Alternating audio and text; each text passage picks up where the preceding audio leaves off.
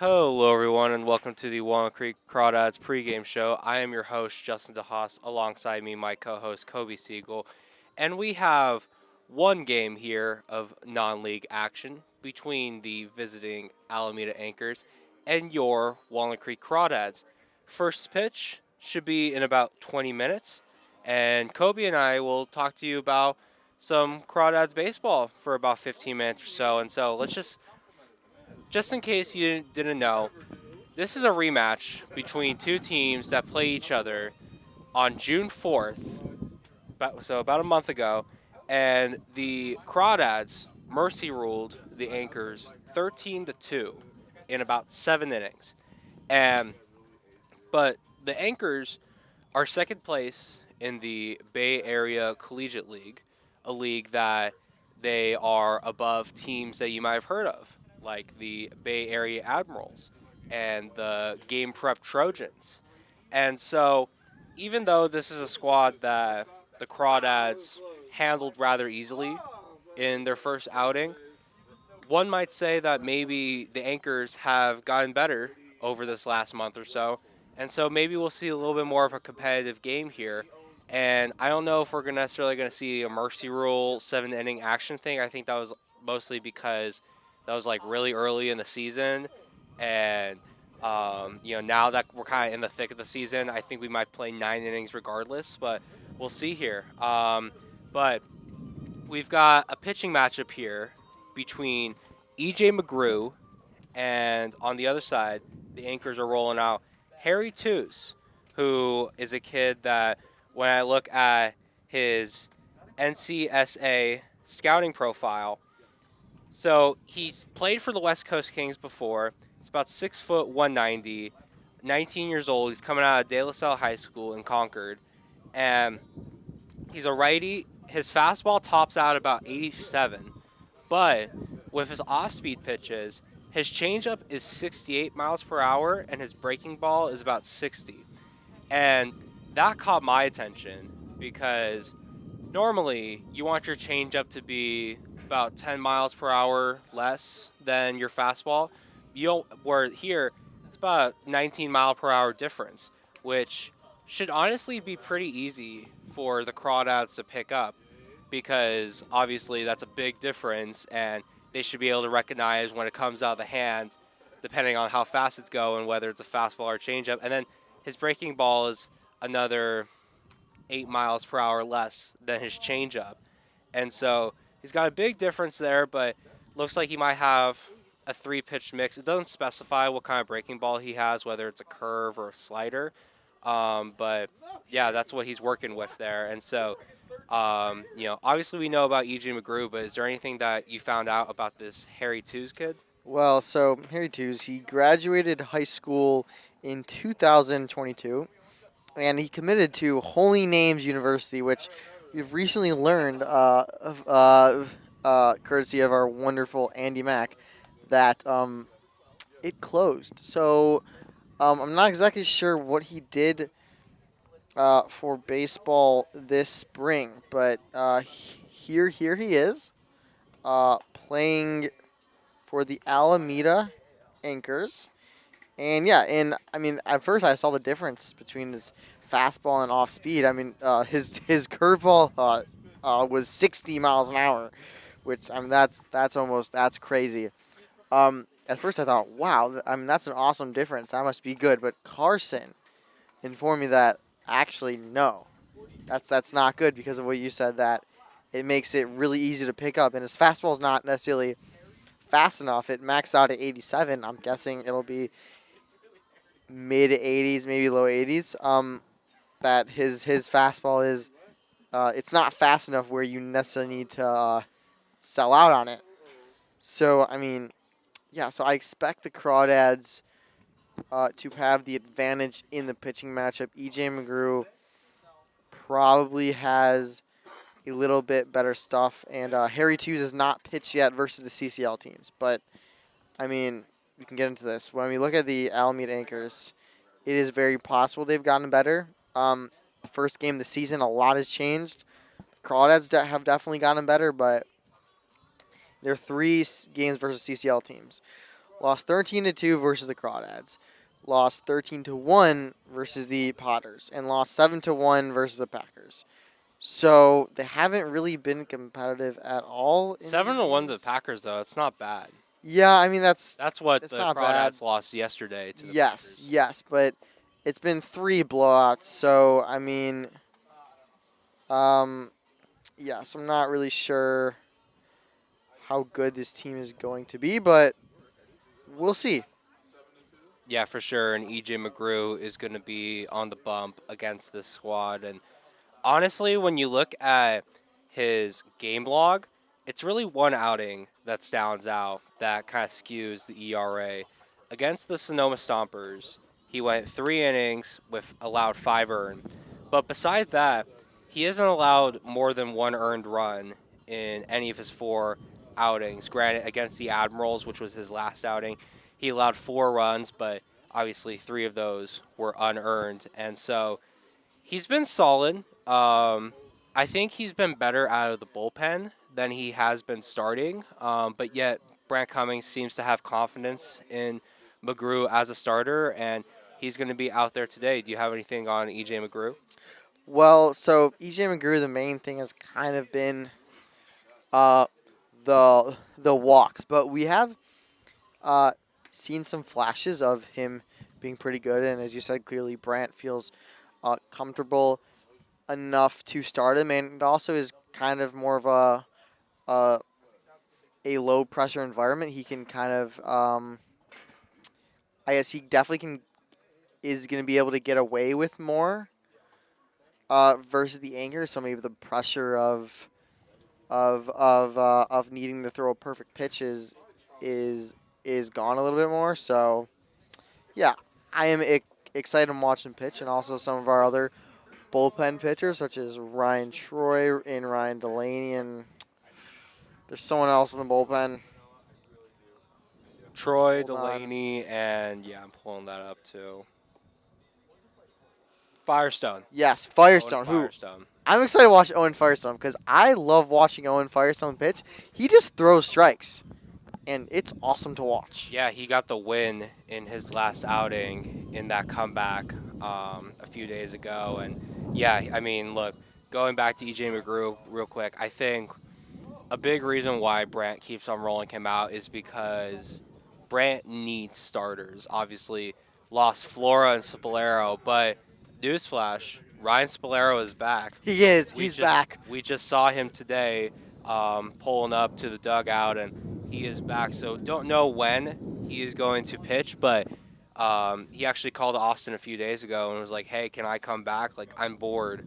And there wasn't much to do in Fresno apparently, and so he's back here, and hopefully he's able to pitch well for the Crawdads for the rest of the season. But let's talk a little bit more about this game. So we talked about EJ McGrew and Harry Twos. Let's talk about what McGrew is going to be going against. So the lineup he will be facing is Brady Wetzel, Kai Holm, Brendan Bell, Mike Weber, Connor Hennings, JP Boyle, Marcus Aranda, hmm Telly Hill, and Chris Bleistall, or Bleistall, depending on how the handwriting shakes out. But there's a couple guys I really wanted to focus on here.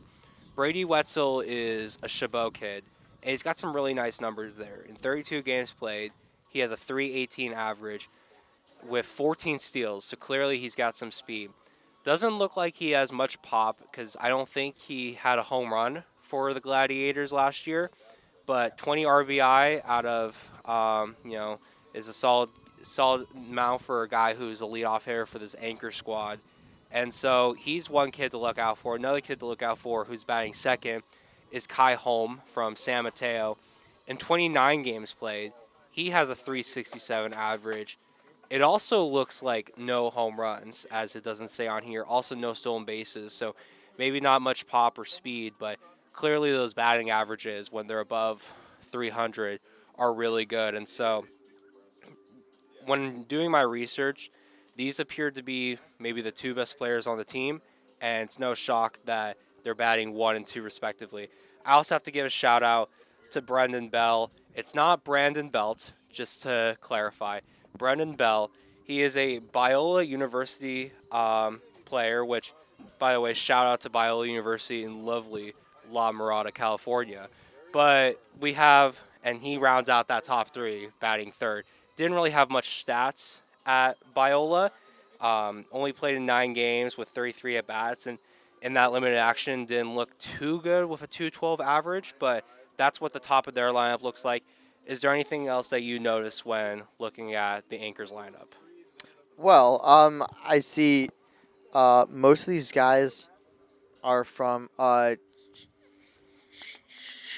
junior colleges, so that's not necessarily um, uh, a surprise, and that kind of tells you the competition the Crawdads are going against. I mean, the Crawdads do have guys junior college, but Yeah, Casey most Cummings and Brian DeRoff are also from Chabot, but they are going to D1 schools, yeah, Texas and Charlotte, respectively. yes, and obviously Ryan Splair is going to play JUCO next year, but he's got some really good stuff. But I think these are maybe JUCO guys who maybe have not found a place to play Division One baseball yet. So I think that I think that I think for the most part that speaks for itself. But when we look at a guy like Marcus Randa, who is going to catch today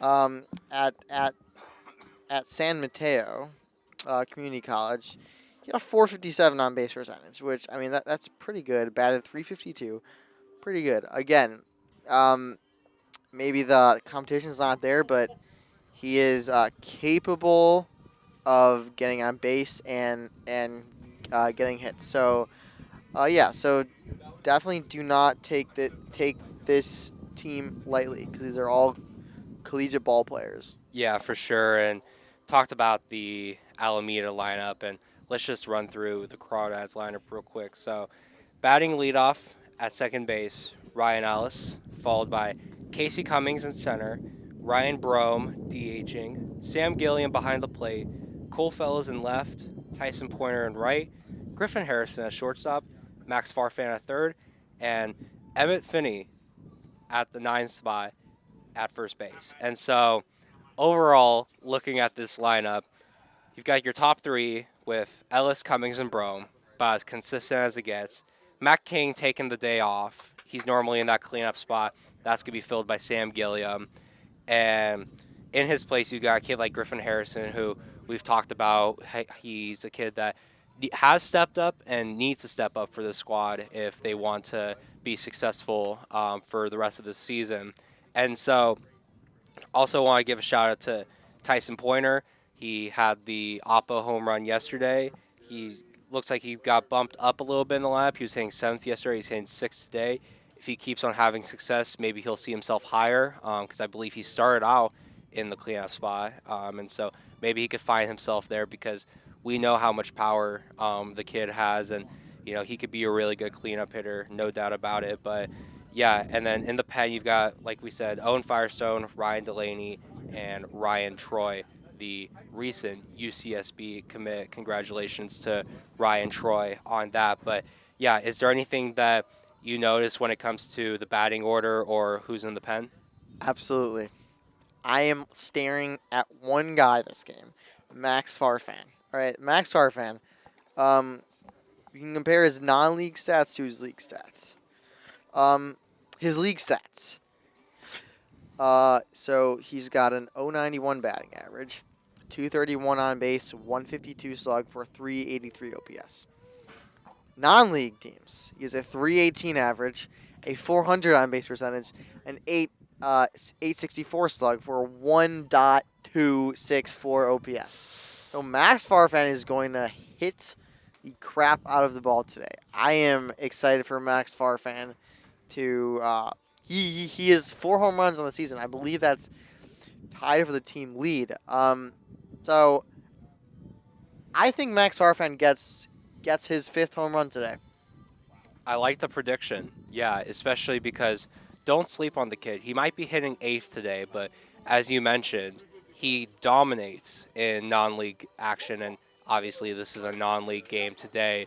And so, yeah, I mean, we talk about this so much, but the Crawdads lineup is just so deep. When you have a kid like Max Farfan and the power that he has, and he's hitting ninth or eighth, excuse me, that means you have a really good lineup, 1 through 9. And so, yeah, I mean, talked about it all year how the lineup has been a strength for the Crawdads, and it should be a strength again today. Obviously, you only mustered 1 run yesterday, had runners in scoring position throughout the night, just weren't able to get it done. This might be a little bit of a frustration game. Want to try to get those out, and you could see a big effort from them today. Kobe, do you have any final thoughts? Nope. Go Dads. Alrighty. So we are about 5 minutes away from first pitch, roughly. Never really starts on time, but it's supposed to start at 4. So we will sign off here.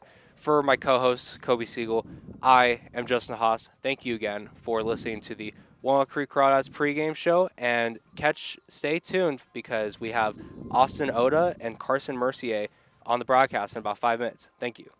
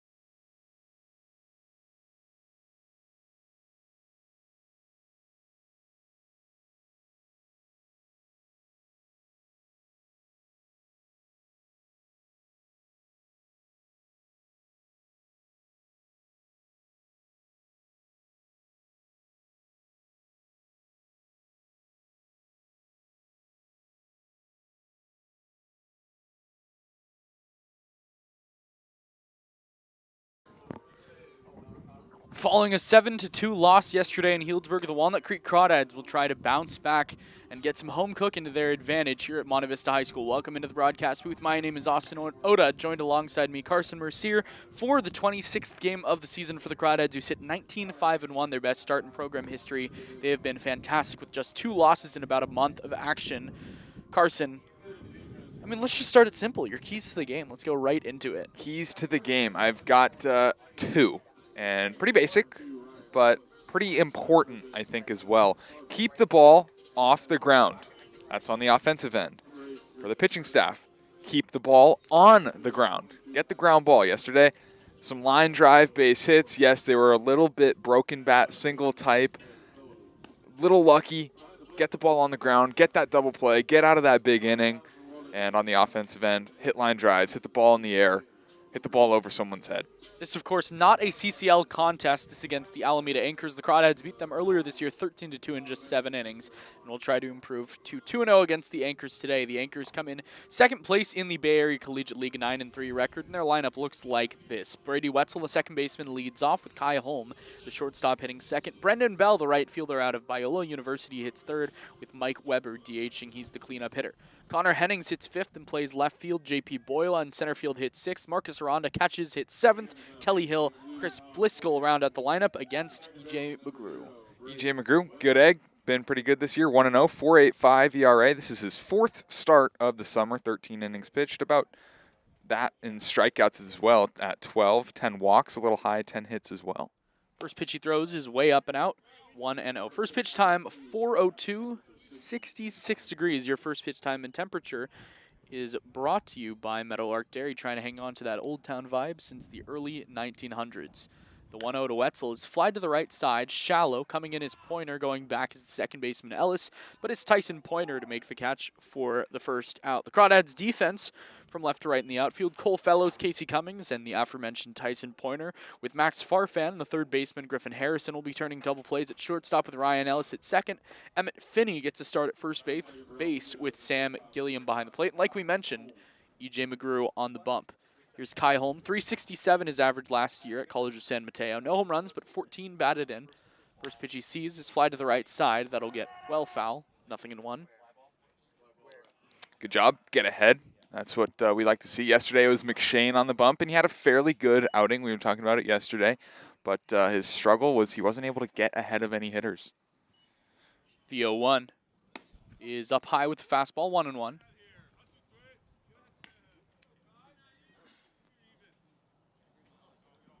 Here from a beautiful Monte Vista High School day in Danville, just about 20 minutes south of the namesake, the Walnut Creek area, as the 1-1 is grounded up the middle through the slide of Griffin Harrison and into center field for a base hit. Hey, that's what a lot of hits looked like yesterday for the Prune Packers. Ground balls, finding holes, and sometimes that's all it takes. And this one here, not a great swing. Ball got in on him. It looked like a fastball and on the hands, but was able to work it back up the middle under the legs of McGrew into center field. He'll take the base hit. Here's Brendan Bell, the right fielder, a .212 hitter this year at Biola. 3 home runs, 8 runs batted in, has the righty-lefty handedness advantage. Swings over the top of the first pitch, 0-1. The umpires for today, behind the plate, it's Angela Nori with Ron McGaff on the bases. McGrew set just above the belt, looks to first, and the 0-1 is lined to the right side. Tyson Pointer moving back into his right in the alleyway, drifts back over his left shoulder to make the catch for the second out. A couple of F9s for outs 1 and 2 here in the first. This one there, line drive slicing off the right-handed bat of Bell. Nice job going over to get it. In the gap was Tyson Pointer. Here's Mike Weber. Weber, the DH today. Couldn't find anything about him online. He's a local kid, Pittsburgh High School. Right-handed hitter. First pitch to him here is a changeup on the outside, 0-1.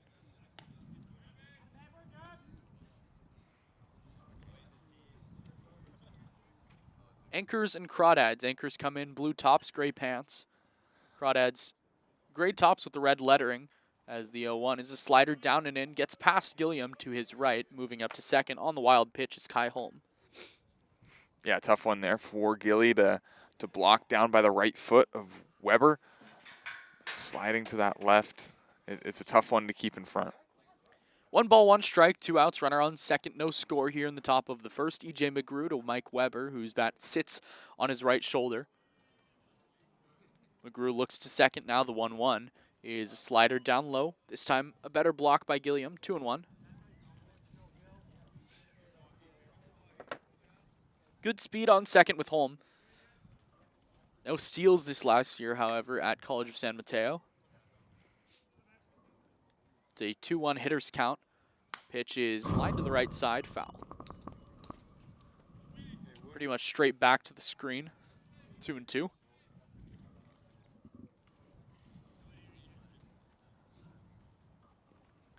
On deck, the left fielder, Connor Hennings. McGrew looking for a shutdown first inning. Here's his 2-2.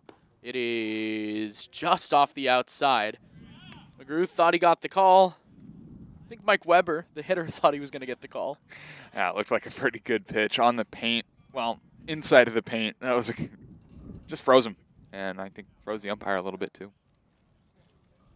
He looks to second now. McGrew's 3-2. It is down low, ball 4. So a tough walk, because I think, you're feeling like you probably should have gotten a strikeout there. Yeah, certainly, but you got to find a way to stay composed, stay around the zone, and challenge the bats. Walks, especially with 2 outs, leadoff walks and 2-out walks. Can't happen. Here's Connor Hennings, 261 hitter, a pair of home runs, 24 runs batted in. Right-handed batter, bright blue bat, takes the first pitch up high, 1-0. I am a fan of the blue bat. White grip, I like it. Yeah, I don't hate it. Not a huge fan. 1-0 is down low, 2-0. I'm not saying I dislike it, but I think it's okay. I like it different. A lot of bats, tan or black, dark brown. Nah, Mine was out there. Mine was dark green, and I liked it a lot. 2-0. Swing and a miss. Good fastball by McGrew. Back in, I don't know, Little League, the orange Makos. Oh yeah, the Mako took over. Oh yeah. The Little League baseball world. There was at least 15 of those in every dugout. Holm on second, Weber on first. The 2-1 to Hennings. He's at the knees, called a strike, 2-2. That looked like a better pitch than the 2-2 to Weber. The at-bat previous, fastball dotted at the knees on the corner. Great spot there. You can do a lot with that.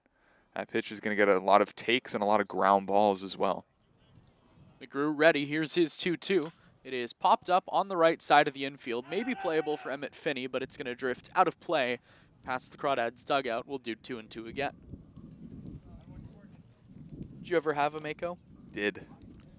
My dad didn't let me. I don't, I think my parents got it for me for my 11th birthday, 11th or 12th birthday. Everyone had, I don't know, They were good. They were good They hit bats, the ball different. but I just don't understand what the point of, well, I guess back in Little League, no one will let you use their own bat. Yep. Everyone had their own bat. A little interesting. Got into high school and that all kind of changed. Yep. But, yeah, no, I did have my own Mako. I had a yellow Easton, too.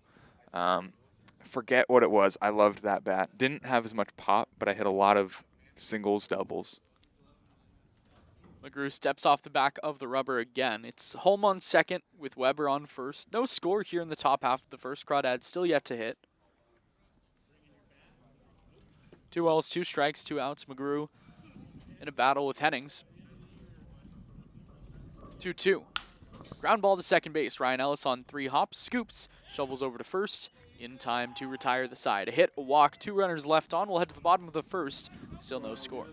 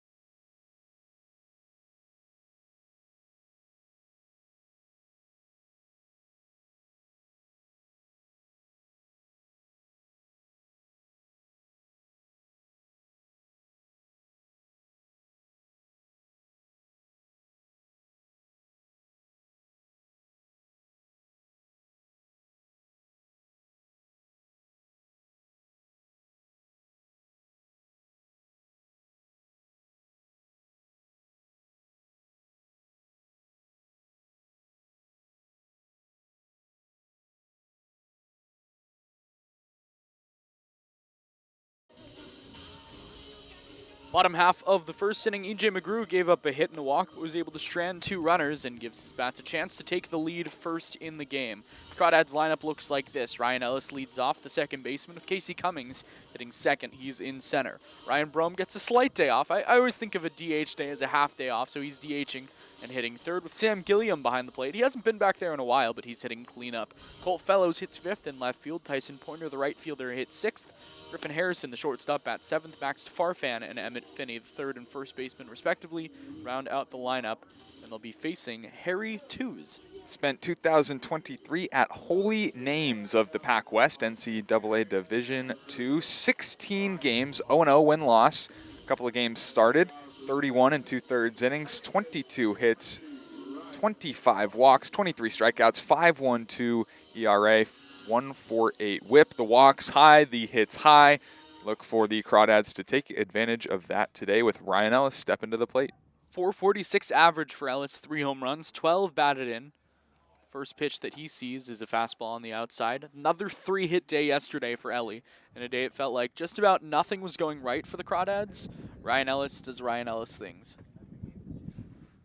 He has reached base in every game this year.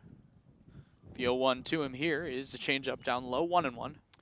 Yeah, the way he works at bats is special, but he's also not afraid to jump on that first pitch, and he can do that. Third pitch of the game, doubled yesterday.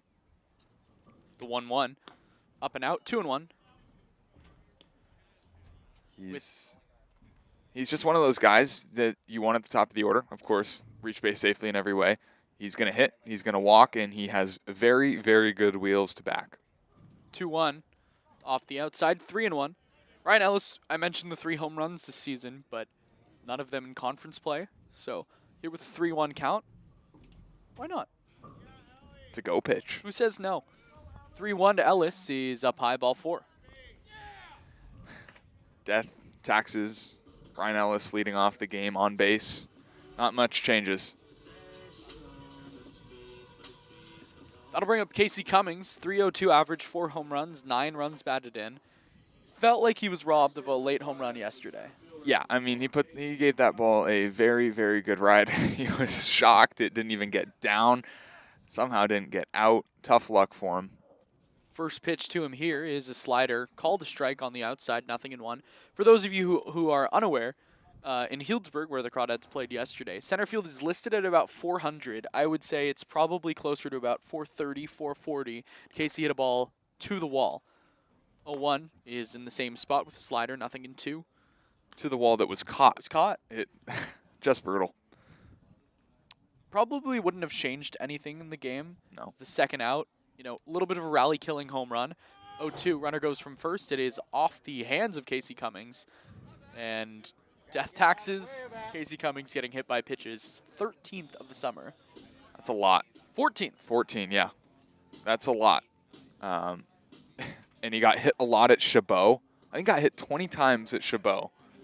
14 already this summer. Just unbelievable. Here's Ryan Brome. 321 average, 4 home runs, 30 runs batted in. He's got a chance to add on here.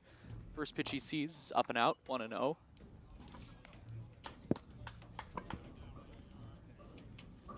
A leadoff walk followed by an 0-2 hit by pitch. Crawdads are right in scoring position with 2 on, no outs. Their best RBI man at the plate. Brome lines this one through the right side. That's a base hit. Up with it in right field is Brendan Bell, but they're going to hold Ryan Ellis over at third base. A walk, a hit by pitch, a single, and the bases are loaded for Slam Gilliam. Hey, the dreams start right there. Ryan Brome not letting that get to 2 strikes. Struck out a couple times yesterday. That was frustrating for him for sure, but today, second pitch he sees, lines it into right. That's a base hit. Hopefully I get to see the Ryan Brome experience a little bit. The day I left, he hits for the cycle and 9 RBIs, so good start for him today. Here's Sam Gilliam, the catcher, 286 average, 4 home runs, 11 runs batted in. Here with the bases loaded. Corners are in. Gilliam takes a first pitch slider at the top of the strike zone, called the strike. 0-1.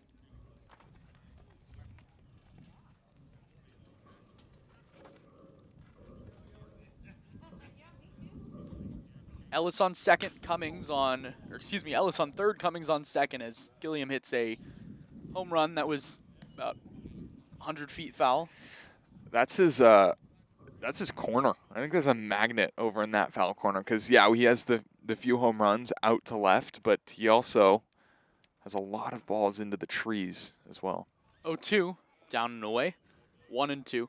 It feels like, not even it feels like, every Sam Gilliam home run this summer has been to the exact same spot. Yeah, It's over the scoreboard in left field. Yep.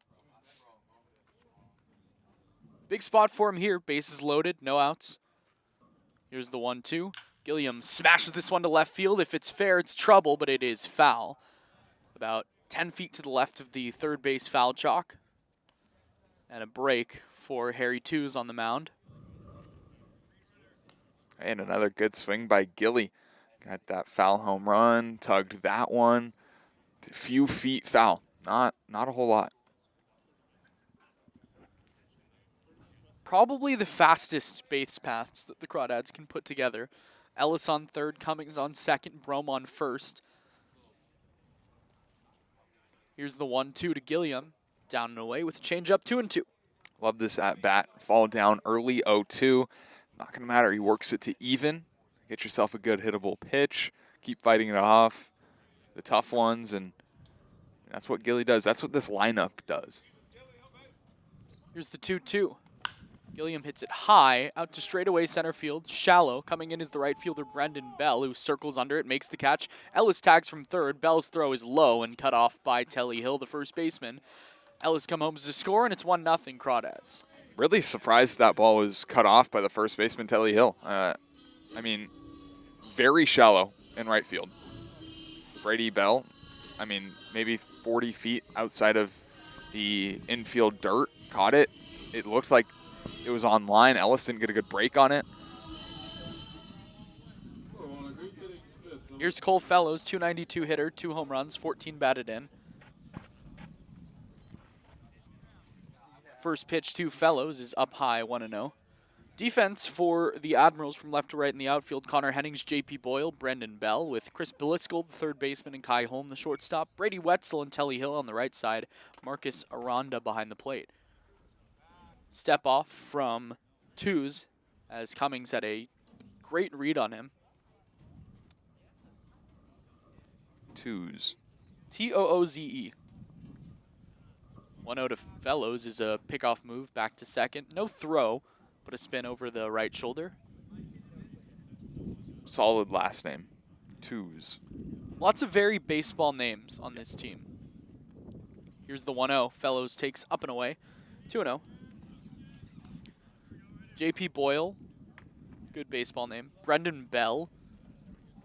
Good baseball name. I like Chris Beliskel. That's just a cool name. 2-0. Fellows takes off the outside, 3-0. Hey, you got to be perfect here. 3-0 count. It's got to be that pitch that you dream about. And Cole Fellows has a good recognition of the strike zone, picks up pitches pretty well. So 3-0. Yeah. Right on the outside, 3-1. Cole Fellows is the last guy to swing at a 3-0 pitch for the Crawdads. A pop-up at Solano JC. And he will not do that again. No. Here's the 3-1. Line to the left side, but foul. Yeah, I don't think Coach Cummings was too thrilled with the 3-0 pop-out. No. To say the least. No. Doesn't matter the score. Doesn't matter the situation. 3-0, you should be taking, especially in this league. 3-2. It's hit high out to center field. Going back is J.P. Boyle. In front of the warning track, he will make the catch for the second out. Cummings tags from second. He's going to be in at third as the shortstop Holm cuts off the throw. And a productive at bat from Cole Fellows. Hey, off the bat, I thought that was struck pretty well. The wind blowing in from center field. Maybe held that one up a little bit. Nevertheless, does a job. Moves Casey Cummings 90 feet from home. Bring up a big bat and Tyson Pointer, who had a big day yesterday. Tyson Pointer, 200 average, 3 home runs. First pitch to him is a fastball on the outside. You know, it took an inning, and Ryan Spolero is already back. We missed you. We need a third headset. No tall boy in hand for Spolero here. Here's the 0-1 to Pointer. It's way off the outside. Good pick by Marcus Aranda behind the plate. I mentioned the numbers for Pointer. They don't look great, but he's definitely starting to swing it better. Big home run yesterday. And what I liked about the home run, the opposite field home run, to right center and deep. The 1-1. Tapped back, 1-2. Legendary baseball, just a baseball legend. Andy Mack was giving him some good hitting advice earlier before the game. Let the ball get deep, take it the other way, be you. Just remember who you are, because I think Pointer's a little frustrated with his performance, but we all know he can play baseball and at a high level too. The 1-2, down and away, 2-2. Just words of wisdom from Andy Mack.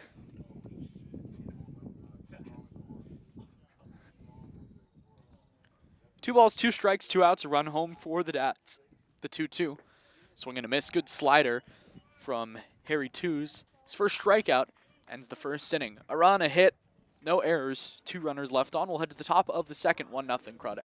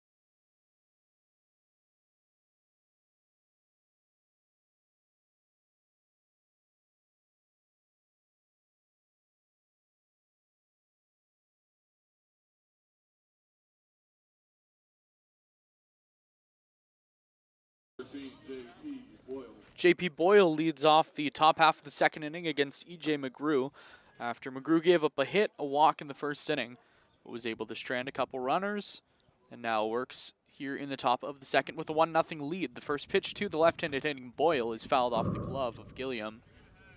0-1. Good job, get ahead. E.J. McGrew fell behind a few times in that first inning, and it's not a recipe for success. 0-1 fastball crushed to right center field. Going back into his left is Casey Cummings in front of the warning track, makes the catch for the first out. The jungle of a warning track out there in center field. The Marina Trench, some will call it. It's deep out there, that warning track. And Casey Cummings, nice job avoiding it. You could tell he was a little nervous. Roughed up his ankle out there a couple of weeks ago. And there, just catches it right in front of it. Here's Marcus Aranda, the catcher. 1-0 Crawdad lead. McGrew works from the windup with his first pitch to Aranda. It's hit high out to left field, pretty deep. Turns Cole Fellows around in front of the warning track. Now he comes in to make the catch for the second out. Well, that was quite the circus. Fellows straight back, met the wall, came straight back in, reached out, made the catch. All that matters is the out was recorded. 2 up, 2 down in the second. That'll bring up Telly Hill, who we've seen who we saw last summer with the Solana Mudcats. 4 for 16 in his career against the Crawdads. Struck out twice as part of an 0 for 3 performance the last time these two teams played. First pitch comes in and hits him off the right wrist. Yeah, never what you want to do right there. Never, never, never what you want to do if you're E.J. McGrew. 3 pitches, 2 outs, you're cruising, and a hit by pitch with 2 outs. Unfortunate.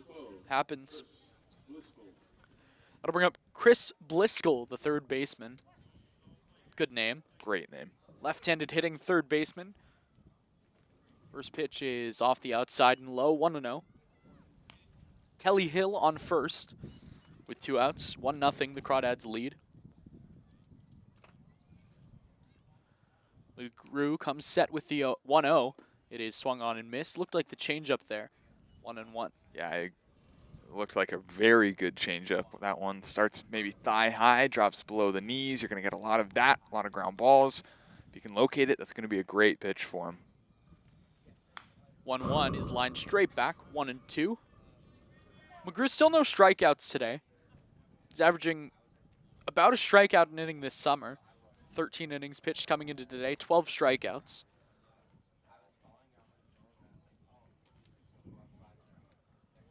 The 1-2. Curveball called strike 3. Right on cue, E.J. McGrew ends the inning with a strikeout. A hit batter, but Telly Hill's left on first base. We'll head bottom 2, 1-0 Crawdads.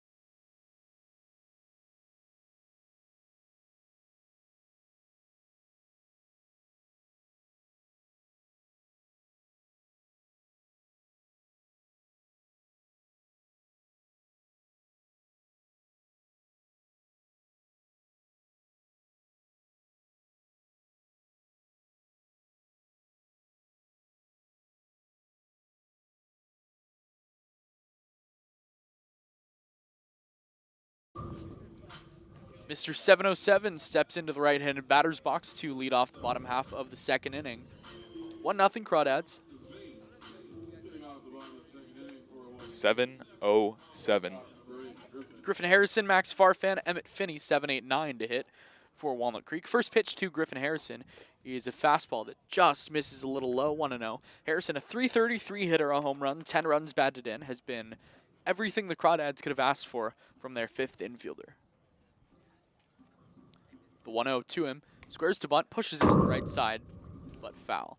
And I think fifth infielder, by the way, is a little misleading at this point. Yeah, I mean, Calvillo, kind of a question mark if he's going to be able to return. John, not going to return. John is gone. Very gone. Congratulations, though. We need to 1-1 is up high with an off-speed pitch, 2-1. we need to specify that just every time we can. Congratulations in the Cape Cod League, well, probably the highest league. So congratulations there. But yeah, Griffin Harrison, guy that's going to play a lot now. 2-1 is lined straight back 2-2. And I think just the term fifth infielder, you hear that more with like fourth outfielder, but you think of it as the guy that is the first one to come off the bench. And he's been starting. He's been getting those at-bats as the third baseman when Max Farfan's not in, the shortstop when Matt King's not in, the second baseman when Ryan Ellis isn't in. He'll get his at-bats. 2-2 is pummeled to left field. Coming in is the left fielder Hennings, but it's going to drop in front of him for another base knock for Griffin Harrison.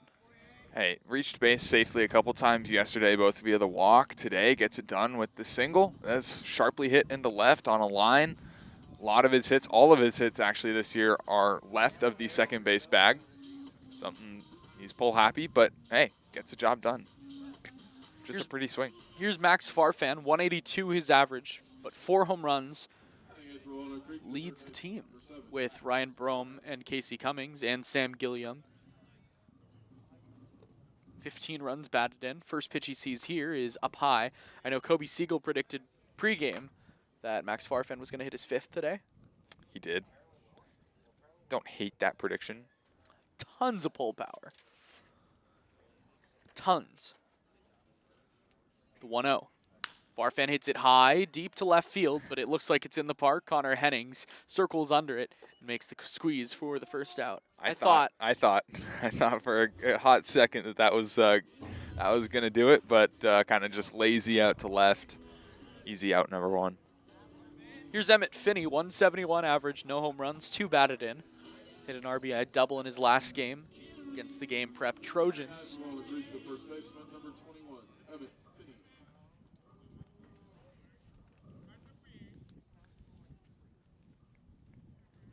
First pitch to him here is swung on and missed. 0-1. One of the best nicknames on the team. Can you even call it a You nickname? can't really call it a nickname, but I'm at. The 0-1. Emmett takes on the inside 0-2, and you can hear the guys doing the whole bit from the dugout. It's good. It's a good one. No balls, 2 strikes, 1 out. 1-0 Crawdads, bottom of the second. Harry 2 is on the bump. His 0-2 is off the outside, 1-2. Finney hit 4 home runs in some limited playing time this last year at Ohlone, so he's got the pop. The 1-2. Finney takes on the outside corner, called strike 3. Second strikeout for Harry 2s is the second out of the second. Uno dos, adios. Tough at bat for Emmett Finney. That's really all you can say. Swing at the first pitch, slider out of the zone. Watch the best pitch you're going to see in that at bat. Fastball right down the middle for strike 2. And that one there, same deal. I feel like I need to call you out. There was a ball in that at bat that you just missed. Oh. Uno dos tres adios. Uno dos does not have tres the adios. same ring to it. No, it's not. It's really not. Here's Ryan Ellis, who walked in his first at bat. First pitch he sees here is a slider down low. 1-0. Sometimes I feel bad for calling you out. It's brutal. I've got a lot going on here. Yeah, you do. I'm trying to... Here's the 1-0 is off the outside. You said, I'm trying to, you know, get some... I heard you have a logs. big essay due tonight. That too. Due in about 8 hours or so. 2-0 to Ellis. He's just below the knees, 3-0. 8 pages. I'm at about 3. And I feel like I have exhausted every bit of writing material that I have. Yeah, maybe you have. Here's the 3-0. Ellis takes outside ball 4. He has seen 9 pitches today, and 8 of them have been balls. Hey, on base for a second time. You can tell he did not want to walk right there. Tossed the bat down. Definitely seemed visibly frustrated. That'll bring up Casey Cummings. Casey got hit by a pitch in his first at bat. Takes a fastball, outer black, 0-1. Lizzie is here. Ralph and Janelle's dog. So that's a win. The 0-1 to Cummings is swung on and missed. Good slider. Harry 2s. Twos. No balls, 2 strikes, 2 outs. Harrison on second. Ellis on first. 2s looks to second. And the 0-2. It is tapped foul. Off the shin guards of the catcher, Marcus Aranda will do 0-2 again.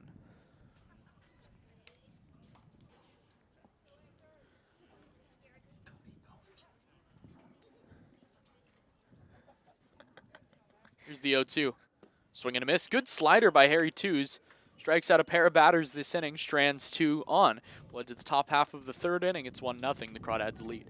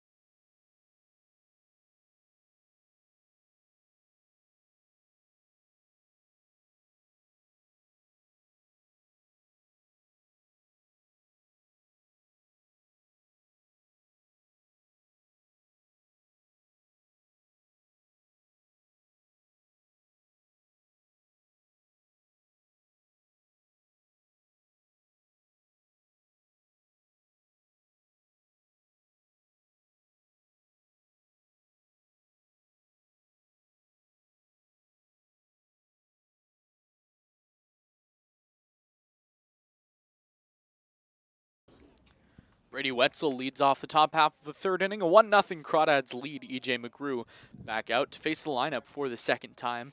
First pitch he throws in the third inning is up and out, 1-0. Wetzel flew out to right field in his first at-bat, so he's 0 for 1.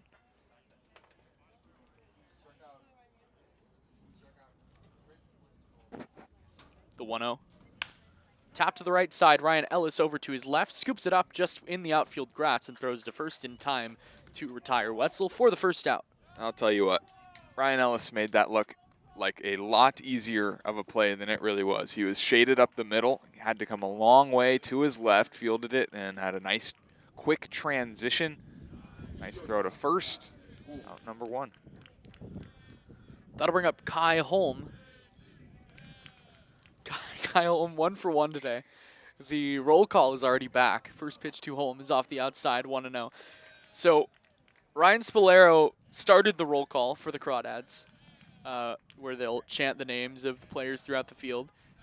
As the 1-0 is hit high to left field, but in the park, shallow, coming in is Cole Fellows, now stops and makes the catch for the second out. And Ryan Spolero was gone for about 2 or 3 days. Not long. And it's already back. Yeah, love it. Making their way from right to left.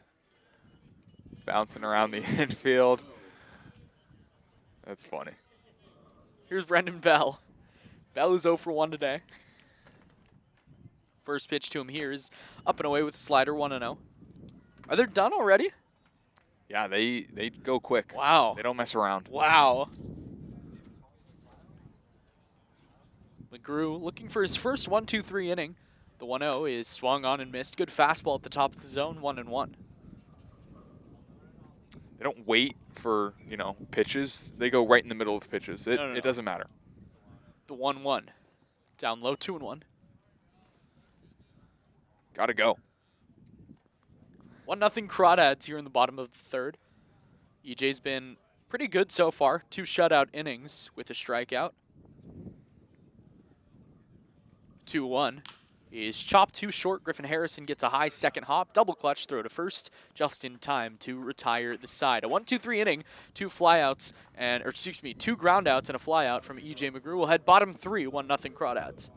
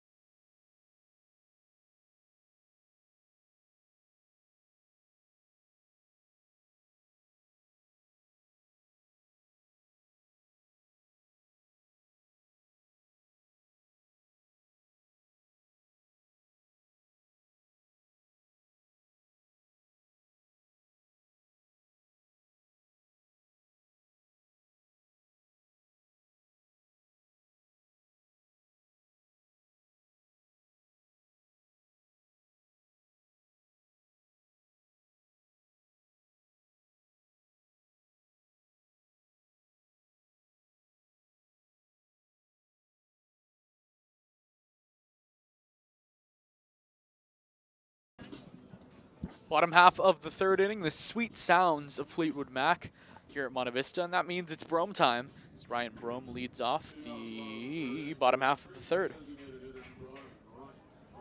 Brome is 1 for 1 today, as he does. First pitch to him here is hit high out to center field. Not having to move at all is J.P. Boyle. Now moves over to his right, makes the catch for the first out. I like this approach from Ryan Brome today. Got into a lot of 2-strike counts yesterday. I mentioned that one, struck out a couple times. I did mention that, but attacking the first couple of pitches he sees. I like this approach from Ryan Brome. Here's Sam Gilliam. Gilliam had a really good at-bat in his first at-bat, but ended up flying out to right, driving in a run. His first pitch he sees here is a good slider swung over the top of. 0-1.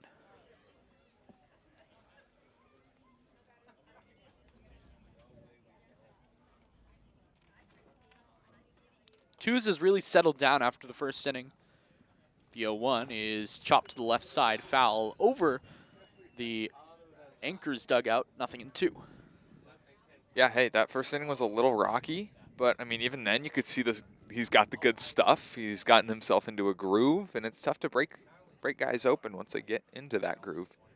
The 0-2 is a slider down low, 1-2. Once his slider starts sliding, it's dangerous. He doesn't give off 5 ERA vibes. Not at all. Like you said when he came out, he looks like a pitcher. The 1-2. Popped up left side of the infield, sky high, and I mean really high. Chris Bliscoe, third baseman, gives way for the shortstop, Kai Holm, who makes the catch for the second out. They deked me out a little bit. Bliscoe went out into the outfield grass, and it was Kai Holm all day. That was kind of crazy because it had so much backspin. Hit so high, wind blowing in, it pushed it from the outfield all the way back to the front, or right by the third base bag. Kai Holm, take initiative. Nice catch.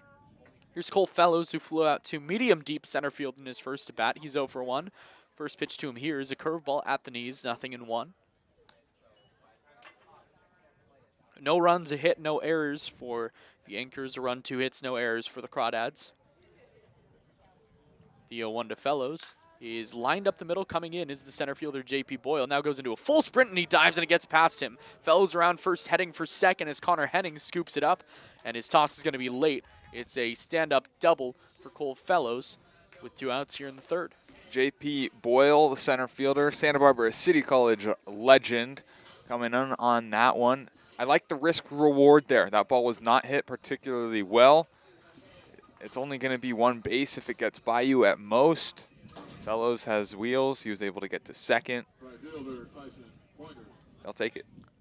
Here's Tyson Pointer, who struck out in his first at-bat. First pitch to him here is hit high to the right side in foul territory. The first baseman Telling Hill sprinting over, and it's going to drop foul over by the Turtle. 0-1. Andy Mack says, good approach. I agree. Attaboy. I agree.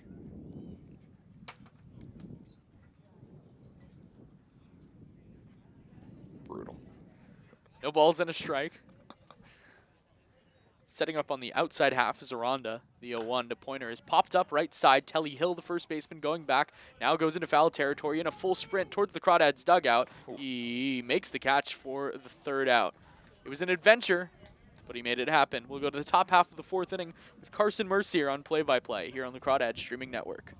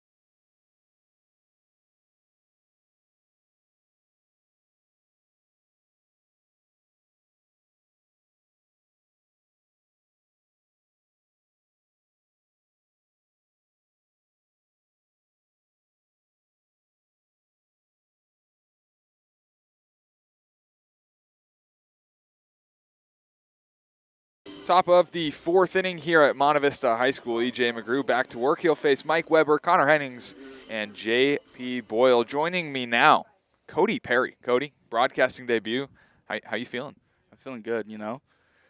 Feels great to be in the booth for the first time in this during this Crawdad season. One hop liner to Ryan Ellis. Fields on a backhand, throws to first in time. That is out number 1 here in the fourth. So, Cody, last outing against the Game Prep Trojans on the 5th. 2 innings, a walk, a couple of strikeouts. Pitched pretty well. Back-to-back good outings for you. How you feeling about just how you're throwing the rock right now? I'm feeling good, you know. I've been more focusing throwing on the changeup more. Big, heavy focus on the changeup. I think I maybe threw 3 fastballs that whole game. And it just goes to show a good changeup will get you a long way in a game, in an outing. just good success overall. First pitch to Connor Heenings, the right-hander, misses outside. Being part of this Crawdads team, it's been a lot of fun for you guys this year. 1-0 fouled back into the net, 1-1. Have you ever played with a summer ball team that has really gelled this well together? Because I don't think I've ever seen it. Me neither. I mean, really, like a lot of comeback wins have been happening. I mean, we've just been getting closer and closer as a group as these games have gone on. I mean, I love this group of guys. Probably the most fun summer team I've been on, for sure. 1 ball, 2 strikes, 1 away here, top of the 4th inning. E.J. McGrew working in his 4th inning. Here is the 1-2 from the lefty. Curveball that misses up and out. 2 balls, 2 strikes. What is some of those things that you're trying to work on really this summer? You mentioned the changeup, but is there anything else that you're really trying to pound in? The sweeper. I mean, you know, from my arm angle, I'm a little more 3 to 4, like more sidearm. And it's really trying to get that sweeper going, trying not to get the hump like a curveball is, but trying to like mix it well with my cutter because those two go really well together. 3 balls, 2 strikes, 1 out. Here's the pitch from McGrew, hit on the ground up the middle. The shortstop, Harrison Fields on the left, double clutch throw to first is just in time. Staying on the bag was Emmett Finney. Nice stretch over there at first. There's 2 away in the 4th. And EJ has been throwing knuckleballs now. Has he really? Yeah, We're going to see that in a game. we did. He threw a couple Today? last inning. Yeah. Wow. I could not see that up here. I got to keep a lookout for that. 2 outs here for the Santa Barbara City College legend J.P. Boyle. Flew out to center in the 2nd inning. First pitch, fastball in there for a strike, 0-1. The knuckleball. That's from a lefty. Yeah. Don't think I've ever seen that. The knuckleball has been evaporating from just baseball in general, and it's fun to see that he's starting to throw it a little bit more. And an appeal to first with a left-handed hitter. They're going to say you went around, 0-2. I've heard also you want to get some swings in the game. When is that going to happen? You know, I want it to happen soon because I am a two-way as of right now for my college team, which is, it's fun, but it has its challenges as well, trying to manage workload and stuff like that. 1 ball, 2 strikes to the center fielder, J.P. Boyle. I was going to hit, but I had a back injury at the beginning of the year that kind of postponed that. 1-2, hit in the air, left side. Going out is Harrison, in is Fellows. Calling it off is Harrison. A nice running catch in pretty deep left field from Griffin Harrison ends the inning. 2nd straight 1-2-3 inning from E.J. McGrew. We're going to the bottom of the 4th, 1-0 Crawdads on the Crawdads Broadcast Network.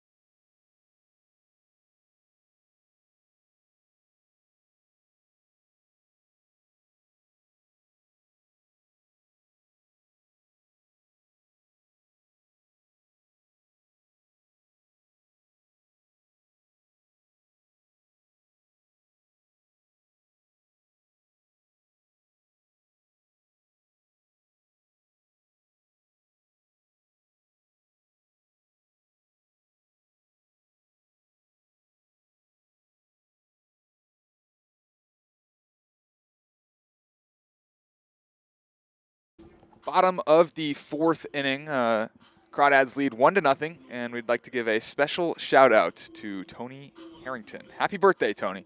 Taking over on the play-by-play for this half will be Cody Perry. Cody, take us away. Yes, sir. So, bottom of the 4th inning, no one on. Leading off is Griffin Harrison. First pitch, grounded to shortstop. He gets it, thrown to first base. Out by a step. Nice play there by the shortstop. Not hit very hard. Griffin's got some good wheels. Griffin also has one of the best walk-up songs on the team, in my opinion. He does. He does. I mean, Griffin has also been swinging a hot bat as of late. And, I mean, just getting really solid contact. And now hitting for the Crawdads, Max Farfan. He has also been going big fly, but with this wind, it's really hard today, so you got to keep it low line drives, try to get people on base. And the pitch, that's a ball taken low. Probably the changeup. What are you, what are you looking for here? 1-0. It's got to be a fastball. Got to be something middle. Yeah, like that. Fastball, middle in, pulled foul to left side. I mean, in this count, you just want to see any ball up. This guy's a slider, changeup, and anything low, you just got to spit on it, knowing that it might be something in the dirt. And the 1-1. Ball outside, the slider. Great spit. Looks like he's got some good stuff. The slider looks like it's moving a lot. Do you know what they were talking about in the dugout? Yeah, they're just saying that the changeup, he hasn't been throwing for a strike consistently, and that ball's fouled out of play, but they're saying he's been spiking the changeup. And so if they see anything slower to take, and that slider kind of blends in with the fastball, so anything low, got to spit on it. We were doing some research on Harry Twos, and we found his changeup. At least I'm not sure how updated it is 68 miles an hour, and fastball's up to 87. Wow, that's a quite a difference. Yeah, the 2-2. That's flied into the infield. Shortstop calls off the second baseman, and he makes the catch. Kai Helm with that one. Never an easy play. I feel like the high pop-up, middle of the infield, multiple guys calling for it, but eventually shortstop calls it off, makes a catch, 2 up, 2 down. Especially once it's closer to the pitcher's mound, everyone's kind of closing in. Sometimes miscommunication happens as Emmett steps up to the plate with 2 outs. And the pitch, slider, swung over it for a strike. Like another slider. That's the same first pitch that Finney saw in his first at-bat, that slider outside. Same result here, nothing in 1. Same place, however, called a ball. Another slider. As a pitcher, when there's a pop-up in the infield, do you want it, or do you let the other guys take control? I used to play a little infield in high school, so I'd always call for the ball, but all my infielders usually call me off and tell me I should never call for a ball as a pitcher. That's the #1 rule not to do. And the count is 1-2 to Emmett. Ball taken low and away for ball 2. Another slider there. Good take by Finney. He's been going after that slider today. Able to lay off this one, get into a little bit more of a friendly count, not as backed up against the wall, so to say. Here's the 2-2. Slider out. Taken again. Great eye. Finney might be able to pick up on that spin. Now we've seen a lot of them in this game, and that's a good take.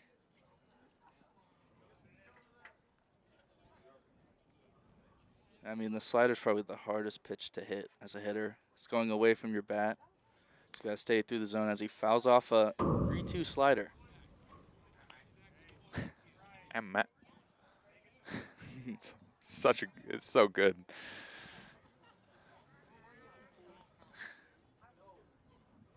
Another 3-2 count here. That's bleeding into right field for a base hit. There we go, Emmett. Hey, take it that way. Outside, flip the barrel, base hit. That has got to feel good. Flips the order, gets a hot Ryan Ellis to the plate. Just dropped right in front of Brady Bell. He had no chance on that one.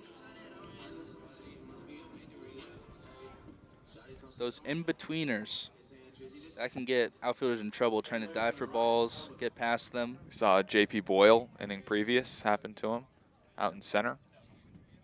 Here's the 0-0. Fastball middle, fouled away for strike 1. Ryan Ellis has seen now 10 pitches, 2 strikes, walked twice. Love that approach there. Get that fastball that you can drive. Just a little under it there. They're not really giving him much here today. No, why would you? I would not either as a pitcher. No way. And the 0-1, grounded to second base, and he makes the play for out number 3. So a hit for Emmett Finney, but other than that, Crawdads go down without much of a fight. We're going to the top of the 5th, 1-0 Crawdads.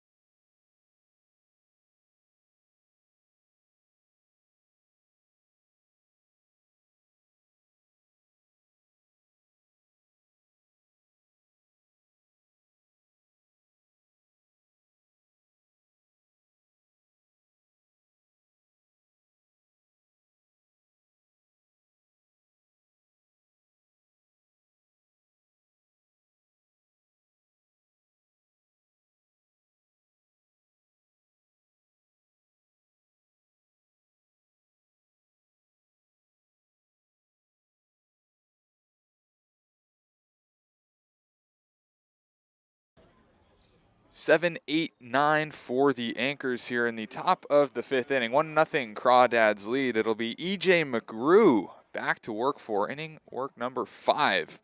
Working effectively today. First pitch fastball hit out into deep center field, turning Casey Cummings back onto the track, but it gets held up by the wind. Casey Cummings able to reach up and make the catch for a loud out, number 1. I mean, this is probably the perfect weather conditions for a pitcher today. Wind blowing in, nothing's going to really get out of the yard. So keeping that ball low will make you an effective pitcher today, or anything up, honestly. Here's Telly Hill, left-handed hitting first baseman, was hit by a pitch back in the 2nd inning, did not advance further than first base. First pitch fastball to him here, misses high and out, or upstairs rather, 1 ball, no strikes. I mean, this guy's really up on the plate for this one. 1-0 from McGrew, fastball. This one catches the corner, called a strike. It'll even the count, 1 ball, 1 strike. From Pittsburgh, California, went to Pacific, a sophomore. Played for the Mudcats last summer, 255, 679 OPS, 1-1 fastball, misses a little outside, 2 balls and a strike. I mean, these are kind of tough at-bats as a pitcher when the guy's up on the plate, lefty, same side. Got to not leave the ball in or else he will get plunked. 2-1, hit on the ground, right side to Ellis. 1 hopper, fields it, goes to first in time for out number 2. I mean, a lot of at-bats that are 3 pitches or less today from EJ. E.J. McGrew has now retired 9 straight Alameda Anchors. That'll bring up the bottom of the order, Chris Bliscoe. Left-handed hitting third baseman. Struck out in his last at-bat. Swings through a fastball here, 0-1.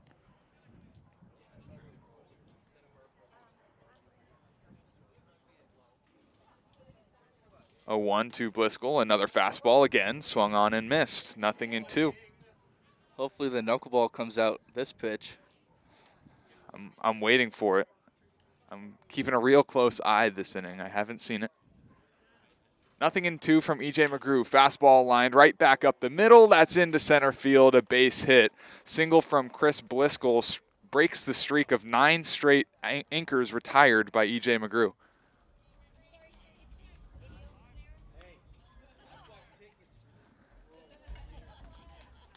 Two-out single will flip the lineup card for Brady Wetzel. 0 for 2 today. Had a monster year at Chabot. Freshman season, hit .318, .761 OPS, no home runs, a triple, 6 doubles, 20 RBIs, 14 stolen bases. First pitch to him here, fastball outside. Down to the knees was Gilliam, 1-0. How good has Gilliam been just all around this year? I mean, what a great guy. I mean, just loves to like keep the energy up. If you're not doing that well, Gilly's there to pick you up. Just 1-0, tapped left side, foul, 1-1. Just one of those team guys. Swings a great stick for a catcher as well. And plus arm, plus blocking. I love him back there. Makes some good music. Yeah, Gil. Has a song that I don't know, probably shouldn't say the name of live, but hey, it's a good song. I gave it a listen. It was very, very good. There's actually some very good bars in there. I was not expecting it. 1 ball, 1 strike, 2 outs here, top of the 5th inning. Runner on first base is Chris Bliscoe. 1-1 pitch, maybe a changeup that misses low. 2 balls, 1 strike to the righty.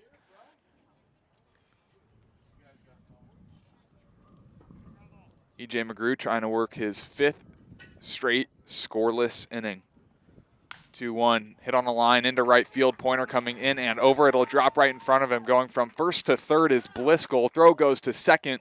Back to first is Wetzel. A nice, strong throw from Tyson Pointer in right field kept Wetzel content with the single. I mean, this outfit has great arms. It's hard to run on Casey Cummings, and it's hard to run on Tyson Pointer. Another guy it's hard to run on, not in the outfield today, Ryan Brome. That guy has a cannon. Yeah, he's thrown like 3 or 4 guys out this summer, just on a line, no hop, right to the chest of a catcher. Here's the shortstop, Kai Home. 1 for 2, singled in the first. First pitch here, fastball, a little bit high, 1-0. Home from Redwood City, California, junior at College of San Mateo. Pretty good in his 2 years there. 345 and a 798 OPS. 1-0, fastball in the air right side, but foul, 1-1. Not a whole lot of pop from Home, but 40 RBIs, 11 doubles, no home runs.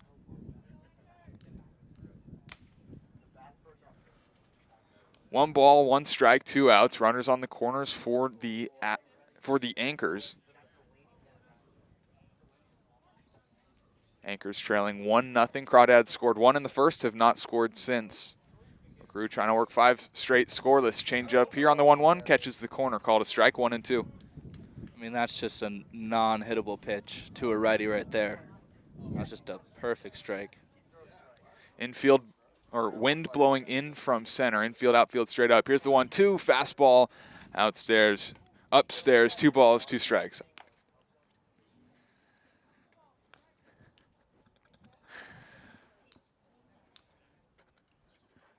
Deuce is wild in the 5th, 2 on, 2 balls, 2 strikes, 2 outs. The pitch from McGrew outside, 3 balls, 2 strikes. I'm in my head, Austin. It's brutal. Outstairs is going to be the death of me.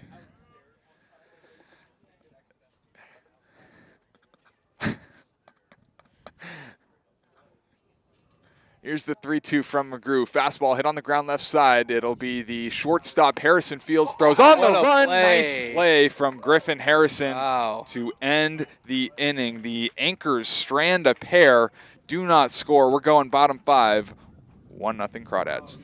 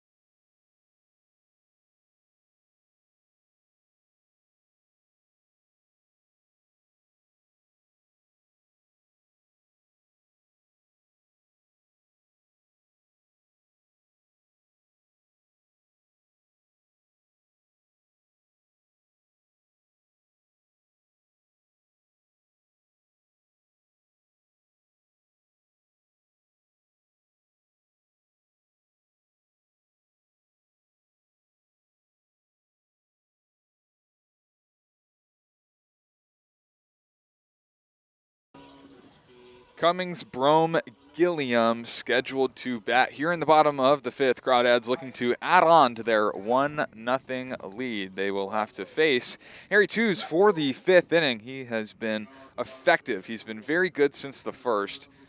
Hit Ryan Ellis, or excuse me, walked Ryan Ellis. Ryan Ellis would come to score the game's only run. First pitch to Cummings, slider swung on and missed, 0-1. It's just abusing that slider today. 0-1 from Tews, tapped left side but foul, 0-2. Casey Cummings today, 0 for 1, got hit by a pitch, his CCL leading 14th time of the summer. Struck out in the 2nd and is in an 0-2 hole here against Harry Tews. Just a ball magnet up there. Cannot escape it. Here is the 0-2 fastball fouled in our direction, but into the trees. We'll do the 0-2 again. Has a ball ever gone into the booth before? It's been close. It's been very close. We've had this conversation a few times. It's gone over our heads by a few feet a couple of times. 0-2 slider in the dirt. 1-2.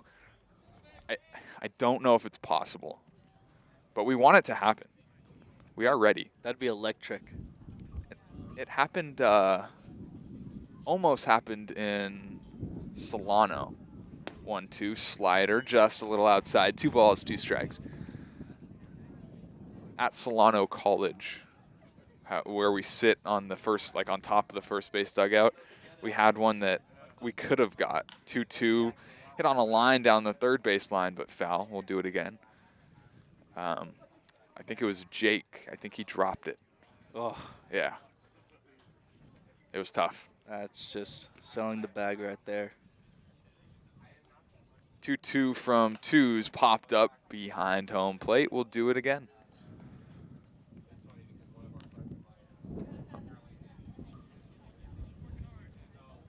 A great battle here. Not giving in. Hit and foul all those good sliders low. Trying to get his pitch here. 2 balls, 2 strikes. Nobody out bottom of the 5th inning. Crawdads on top of the Alameda Anchors, 1-0. 2-2 pitch, fastball misses downstairs. 3 balls, 2 strikes to Casey Cummings. I mean, as a pitcher, you kind of get more annoyed as that bat goes on. You can't get this guy out. Like, what do you throw to get him out? You get in your own head a little bit. 3-2, went to the slider, hit a ton out to deep left field. Back goes Hennings at the track. It is gone. Wow. Even with that wind, he had enough juice to get it out. Casey Cummings, solo home run in the 5th, his 5th of the summer. It is 2-0 Crawdads.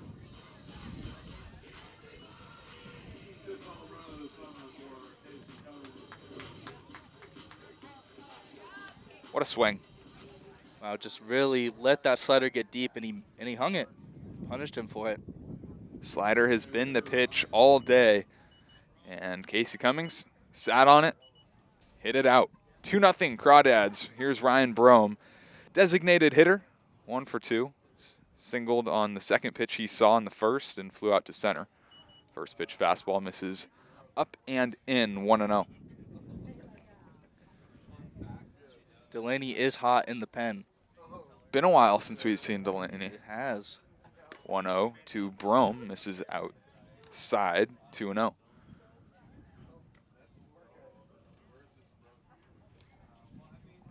No runs, 3 hits, no errors for the Anchors, 2-5-0 for the Crawdads, 2-0. Fouled back to the left, 2-1. It's been you were mentioning it earlier, it's been a cold summer in Danville. Not enjoyable. Yeah, the wind Doesn't help. does not help. I mean, 68 is nice weather, but when it's windy, it just feels like it's 50 degrees. 2-1, fouled back, same spot, 2-2. A week ago, or not even a week ago, it was about 100 degrees, and just like that, drops 30. I mean, just in that weather, anytime you move, just running in the dugout, walking in the dugout, you're just sweating. We were, the day the power went out here, I think it was against, I don't remember who it was against, but not long ago. The power went out. It was 100 degrees.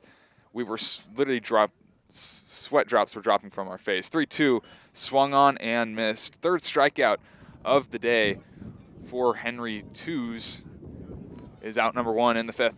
I mean, I remember when I was by the booth against the Admirals when it was so hot. You guys were putting little ice bags on the computers to keep it cool. Yeah, it got to do a lot to keep the broadcast going.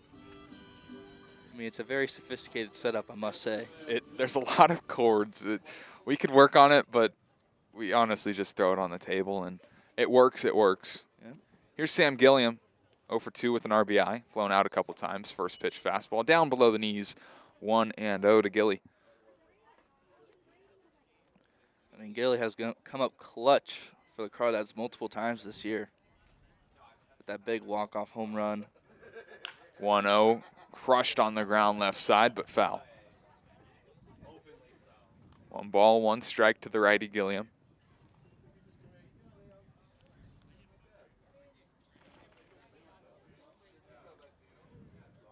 Left fielder Connor Hennings pretty much on the left field line. Infield shifted to the left. Slider in the dirt, 2-1. Actually a weird shift. The left side of the infield is shifted to the left. The right side is pretty much straight up. Both the right and center fielders are pretty much in their normal positions. 2-1 from Twos is a fastball that misses down and out, 3-1. That left fielder is hugging that left foul line right there. I mean, really big hole in left center. We're talking about that's Gilly's corner. Yeah. A lot of balls hit over there. Is the 3-1 a little bit inside? That's ball 4. Second walk issued by Harry Twos. 1 out walk for Gilliam.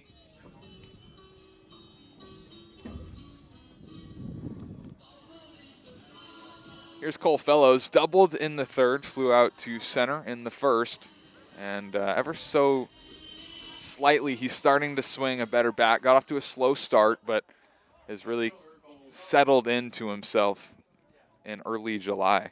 I mean, he was bound to break out. I mean, he caught a lot of barrels just at guys, just really unlucky. First pitch from Twos. This is a little low, 1-0. And Cole's walk-up song is very iconic. Fits him very well. Best, I mean, we talked about 707 being a good one, but what's your favorite? Is the 1-0 is at the knees, called a strike, 1-1? My favorite is Matt King's walk-up song, NBA Youngboy. That's a solid one. Yeah. We like Bromes up here. Very relaxing, calm.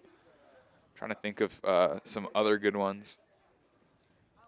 As the 1-1 slider misses a little down and in. 2 balls, 1 strike to the lefty Cole Fellows. I do like Casey's too. Casey's is good. Yeah. Farfans is good. Andy Mack, PA announcer, loves Farfans. Runner takes off at first. A huge jump. Throw goes to second. And being caught in a rundown is Gilliam. The throw goes back to first. Haley Hill applies the tag, and Sam Gilliam caught stealing for out number 2. Got a little too aggressive. Yeah, was probably sitting on the pitcher's timing, probably not mixing up his looks, and that time he did, just got unlucky. I mean, you're trained as an infielder to, I mean, as a runner to go UCLA, and whenever he pitches on whatever syllable is when you go. So like once, like if he's always on U, then you go right before. That's interesting. Yeah. I've never heard it like that. I've always counted. Just 1, 2. Here's the 3-1 to Fellows. It's outside but called a strike. It'll fill the count. 3 balls, 2 strikes. Never UCLA. I don't know. Maybe it was just my team in the area I was in. So It makes a lot of sense though. yeah.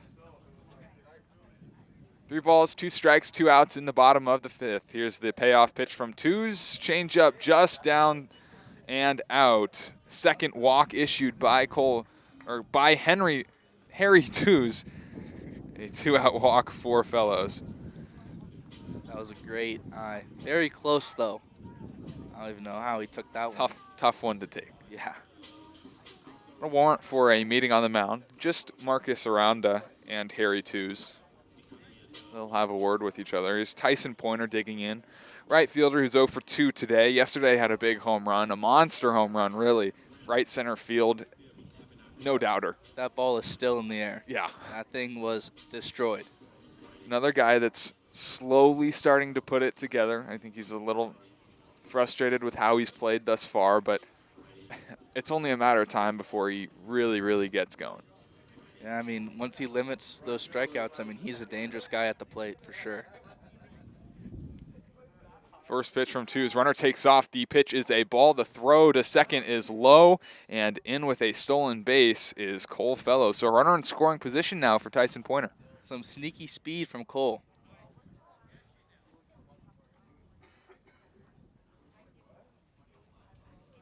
Here's the 1-0 from Twos. A couple of looks back to second. Now delivers a fastball that's tapped behind home plate. 1-1.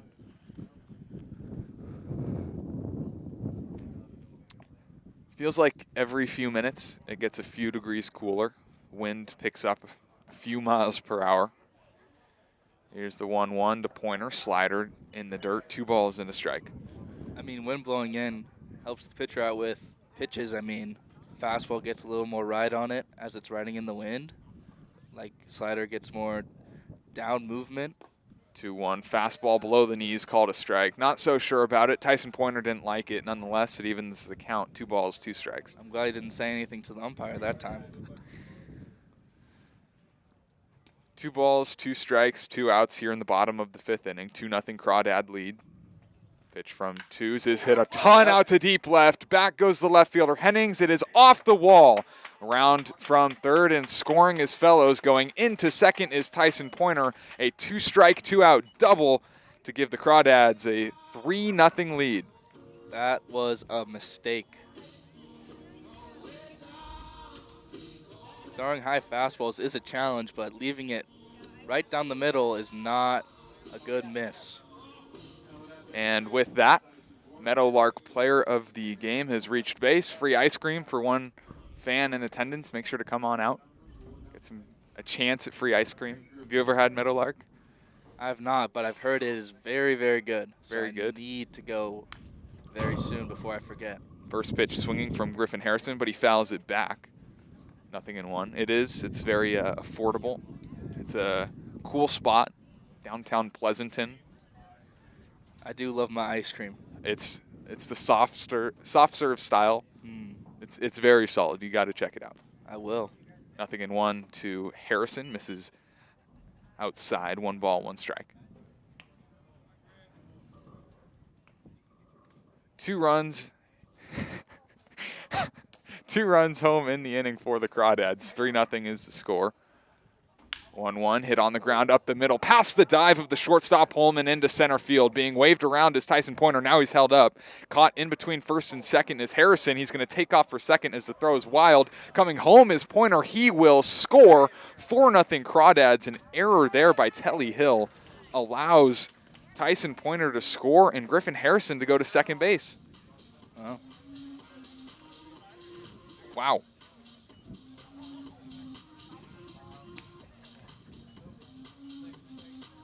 It's going to be a single, no RBI for Griffin Harrison, as Telly Hill, the first baseman,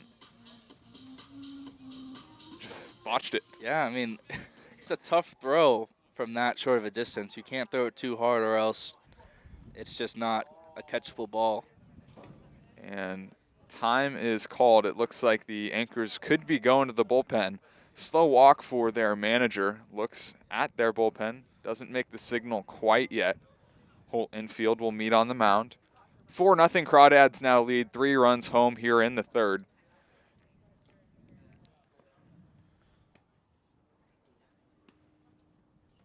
Crawdads trying to bounce back from a tough loss yesterday against the Prune Packers.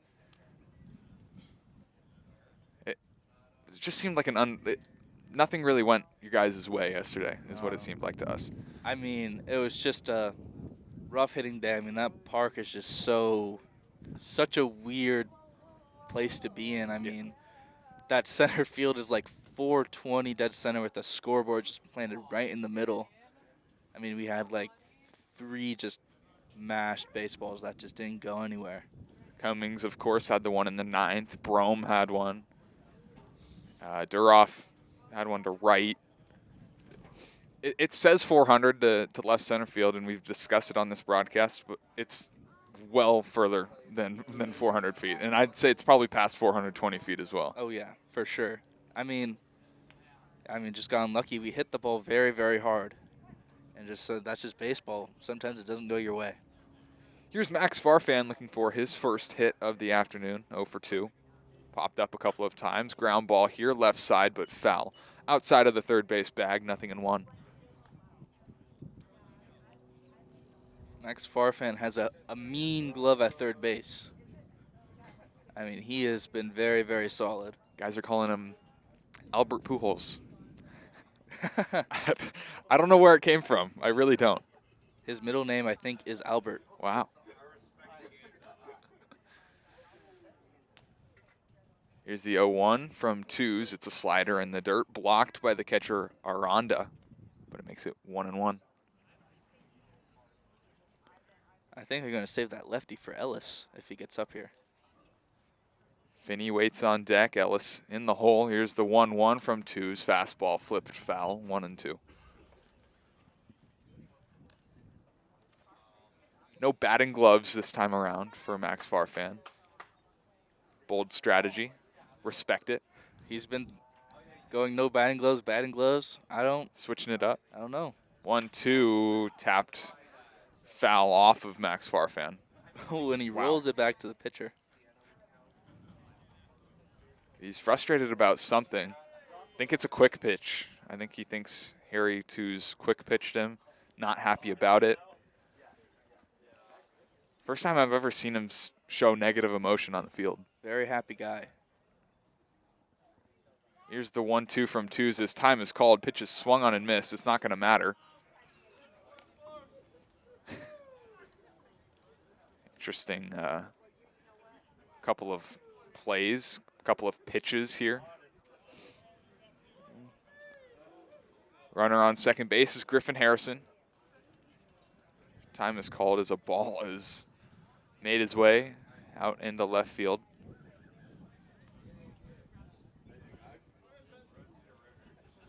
Not a good feeling as a bullpen catcher. I can tell you from experience. Yeah, it's happened a couple times to us as we warmed up. It's not fun. All right, here's the 1-2 from twos. Slider swung on and missed. Finally retires the side, but not after. 3 Crawdads come home to score in the 5th. It is 4-0 Crawdads on top of the Anchors. We're going top 6 at Monte Vista High School.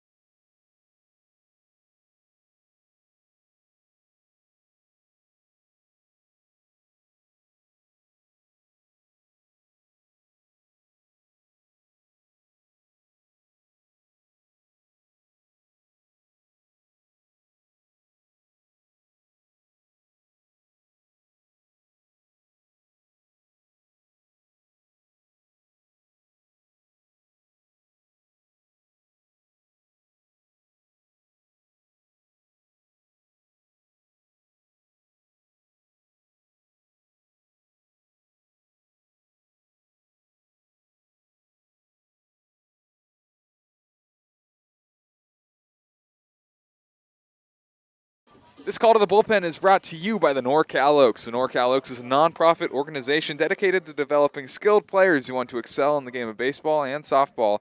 while attaining strong character and life skills in a fun and positive environment. New pitcher for the Crawdads is the lefty Ryan Delaney. First pitch, fastball misses up and out to Brendan Bell for ball 1. On the season for Ryan Delaney, it's been a little up and down. 6.8 ERA in 7 games. The 1-0 misses high, 2-0. However, in the non-league, he is 1-0, 2.25 ERA. That's in 4 innings. He's got a strikeout, a couple of walks, a couple of hits. 2-0. Misses outside, 3-0. Just has trouble with walking guys, laying up free bases, but 3-0. He's able to find the zone there, 3-1. when he's been on, it's hard to hit. I really like watching him pitch, too. He's very quick, and I don't know what the word to describe it is. This is the 3-1 is popped up right side. Finney going back in foul territory now comes in, reaches up. He makes the catch. Out number 1 in the top of the 6th. He has great urgency up there. It's almost fidgety. Yeah. He's very just go, go, go. All he wants to do is go. I love it. 1 away for Mike Weber. Designated hitters 0 for 1. He's walked in the first and grounded out to Ryan Ellis sharply in the 4th. First pitch from the lefty Delaney misses outside, 1-0.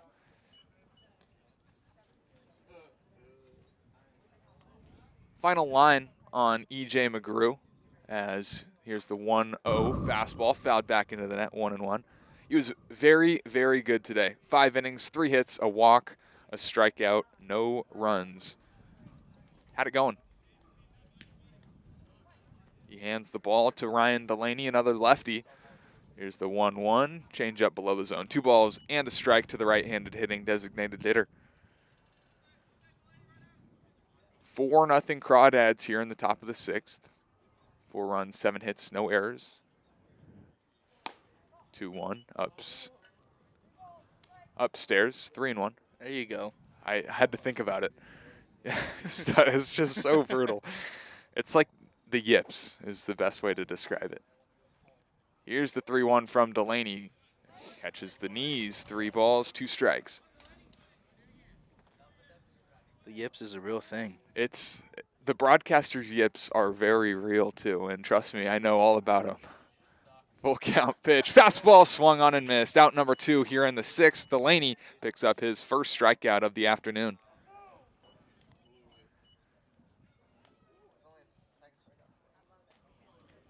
It's only the 2nd strikeout of the ball game. Thank you, Kobe Siegel. Here's Connor Hennings. Another anchor 0 for 2, grounded out a couple of times, middle of the infield. First pitch fastball, a little bit high, called a strike, 0-1. I mean, the umpire has been given those. Thank you, is what you can say there. Yeah. You'll take it. Here's the 0-1 from the lefty fastball, flipped foul, 0-2. I mean, that's just not a fun feeling to have as a hitter. When a clear ball is a strike, but you have to shake it off. Pitchers love it. Pitchers do love it. 0-2, fastball outside. 1 ball, 2 strikes. It's anything up and away. It's kind of shooting me in the foot a little bit.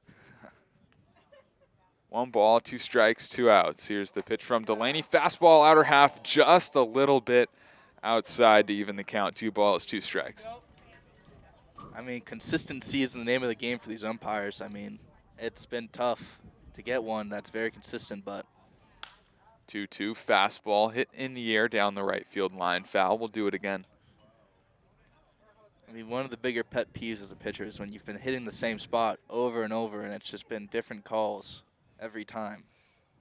Fitzpatrick said he can deal with a small zone, big zone. It doesn't matter as long as it's consistent. 2-2, hit on the ground, chopping left side. The third baseman, Farfan, picks it up, high hop, throws to first with the strong throw to retire the side. A 1-2-3 scoreless 6th inning for Ryan Delaney. We're going bottom 6, 4-0 Crawdads here on the Crawdads Broadcast Network.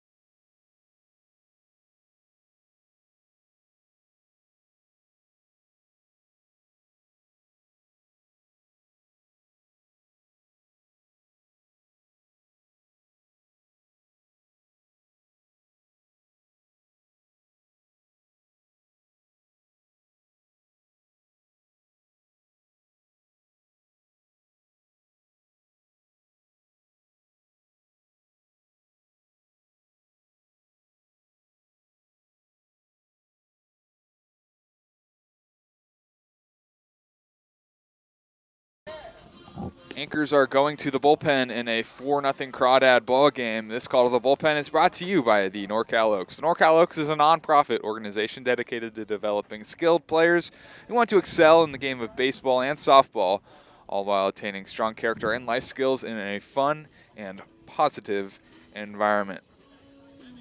Harry Tews hands the ball to the lefty Mitchell Smith of Chabot College. 2023 was his only year spent at the college level. He will face 9-1-2 for the Crawdads. Emmett Finney stands in 1 for 2, singled and struck out looking today in his plate appearances. Curveball bends in for a strike, 0-1 to Emmett Finney.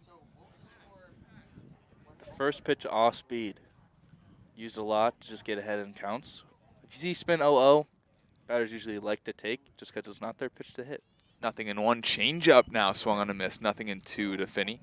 At Chabot in 2023, 8 games, 10 2/3 innings pitched, 14 hits, 7 earned runs, 5.91 ERA, 2.06 WHIP.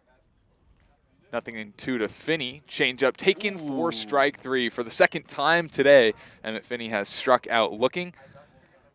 It's the first strikeout for Mitchell Smith. I thought that ball was a little low. The catcher's glove did hit the ground, so I don't know how you can call that a strike. Tough one for sure. That'll flip the order. Here's Ryan Ellis. Reached base safely twice today. He's also grounded out to his counterpart, second baseman Brady Wetzel. Scored the game's first run in the first inning. Lefty on lefty matchup for him here. Squares to bunt, gets it down right in front of the mound. High chop. The pitcher Smith bounces on it, throws to first. A nice play from Mitchell Smith for out number 2. With a little look at the dugout. Wow. Things are getting feisty in a non-league game. Love to see it.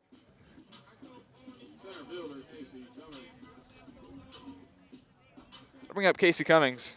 Look back to the 5th inning, which wasn't all that long ago. Hit a home run, leadoff home run.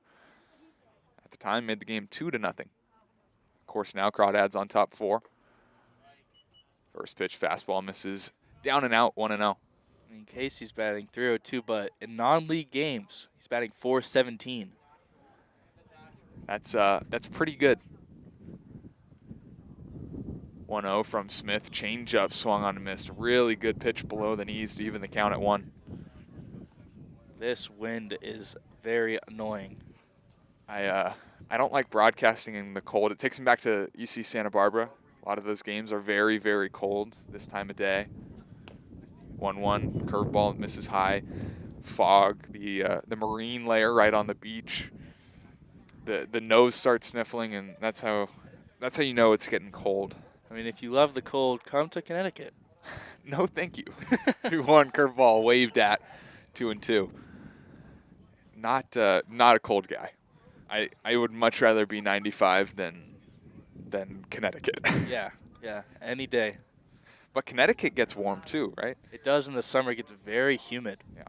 But, you know, we're not playing in the summer. 2-2 unfortunate. in the dirt. 3 balls, 2 strikes.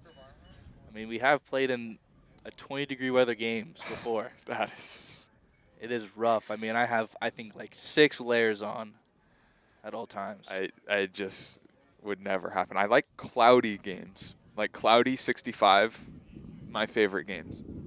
Cold, no thank you. Here's the 3-2 to Cummings. Fastball up and out. That's ball 4. First walk issued by Mitchell Smith. It's the 3rd time today that Casey Cummings has reached base safely. An on-base machine. That's all he does. Get on base. Getting on base here for Ryan Brome.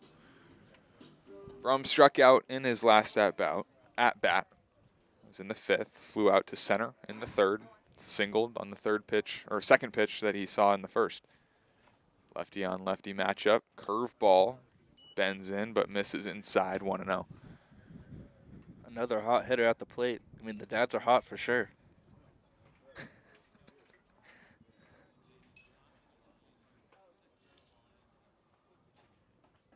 1-0 Smith to Brome. Another curveball. This one, not sure where it missed. 2-0. Wow. That caught too much of the middle of the plate. Yeah. Little angel a little Angel Hernandez. Angel Hernandez impersonation from the umpire today. Runner goes at first. Pitch is taken for a strike. Throw down is not in time. Gets into center field. Taking off for third is Cummings. J.P. Boyle, the center fielder, picks it up. His throw goes to third. It is high, but backed up by the pitcher, Mitchell Smith. So a stolen base and an error allows Casey Cummings to take third base. That's fundamentals by the pitcher. You're taught to back up all these bases. I mean, if you miss it, sometimes like stuff like that happens. I mean, just an errant throw from the center fielder. Second error of the day for the Anchors. It's an E2. E6. I guess. 2-1 is outside. 3-1. The throw was like in the dirt. Pretty far in front of the second base bag, but whatever. Tipped off his glove. 3-1 fastball downstairs. That'll be ball 4 to Ryan Brome. Back-to-back walks in the 6th. Has runners on the corners for Sam Gilliam.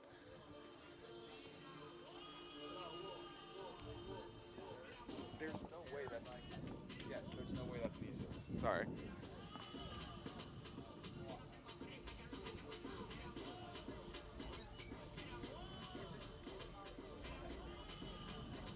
Official score now says E2. So I was right. Just a tough little throw right there. Sam Gilliam with runners on the corners and 2 away in the bottom of the 6th inning, looking to add on to a 4-0 game. Swings at the first pitch he sees, but fouls it back and out of play, 0-1. On top of a car. Wow. I mean, Gilly with 11 RBIs. Loves to hit people in. Infield, outfield, straight up for Gillian, his at-bat now. 0-1 from the lefty. Looks like they got crossed up a little bit. 1-1.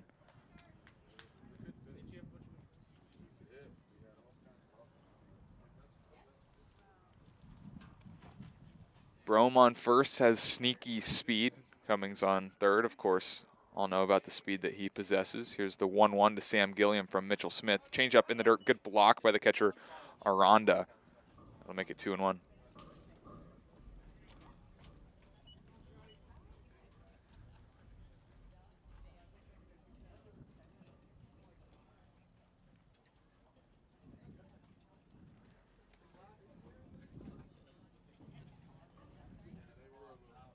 Here is the 2-1 from the lefty Mitchell Smith. Gilliam swings over a changeup.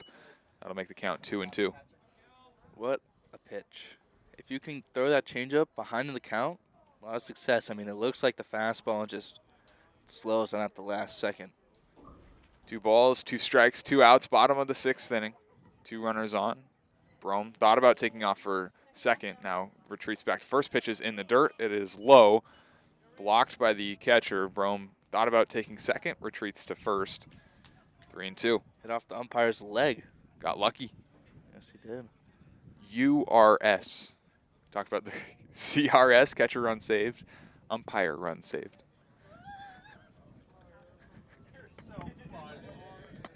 I thought it was pretty good. 3-2, Brome will take off on the pitch. The pitch is lined down the third base line, but foul will do it again. I mean, same thing as the last guy. Got to see the ball up with this guy. Change up, sweeping curveball, slider, whatever it is, and the fastball. Crawdads trying to score for a second straight inning. 3 in the 5th. They had 1 in the 1st. Runners on the corners, 2 away. 3-2 from Smith. Pitch is a little bit high, ball 4. 3 straight walks from Mitchell Smith. After he got the first 2 batters out. Now 3 straight walks. Hate to see a 2-out walk. That is the worst thing you can do. Always manage to come around and score somehow. Baseball gods do not like 2-out walks. Another lefty on lefty matchup. Cole Fellows walked and doubled, scored a run, stole a base. Been all over the place today. Has a chance here to cash in big. Bases are loaded. 2 outs here in the bottom of the 6th inning. First pitch from Mitchell Smith. Fastball that misses above the belt, 1-0. Zone kind of seems to be pulsing here in the 6th. I mean, those Fastball up. Fastballs up have been called, but now she seems to know that those are not strikes and she's not calling it anymore. 1-0 to Fellows. Hit on the ground right side. The second baseman, Wetzel, fields it, goes to first, and retires the side. The Crawdads on 3 walks, leave the bases loaded, cannot score. We're going to the top of the 7th. 4-0 Crawdads here on the Crawdads Broadcast Network.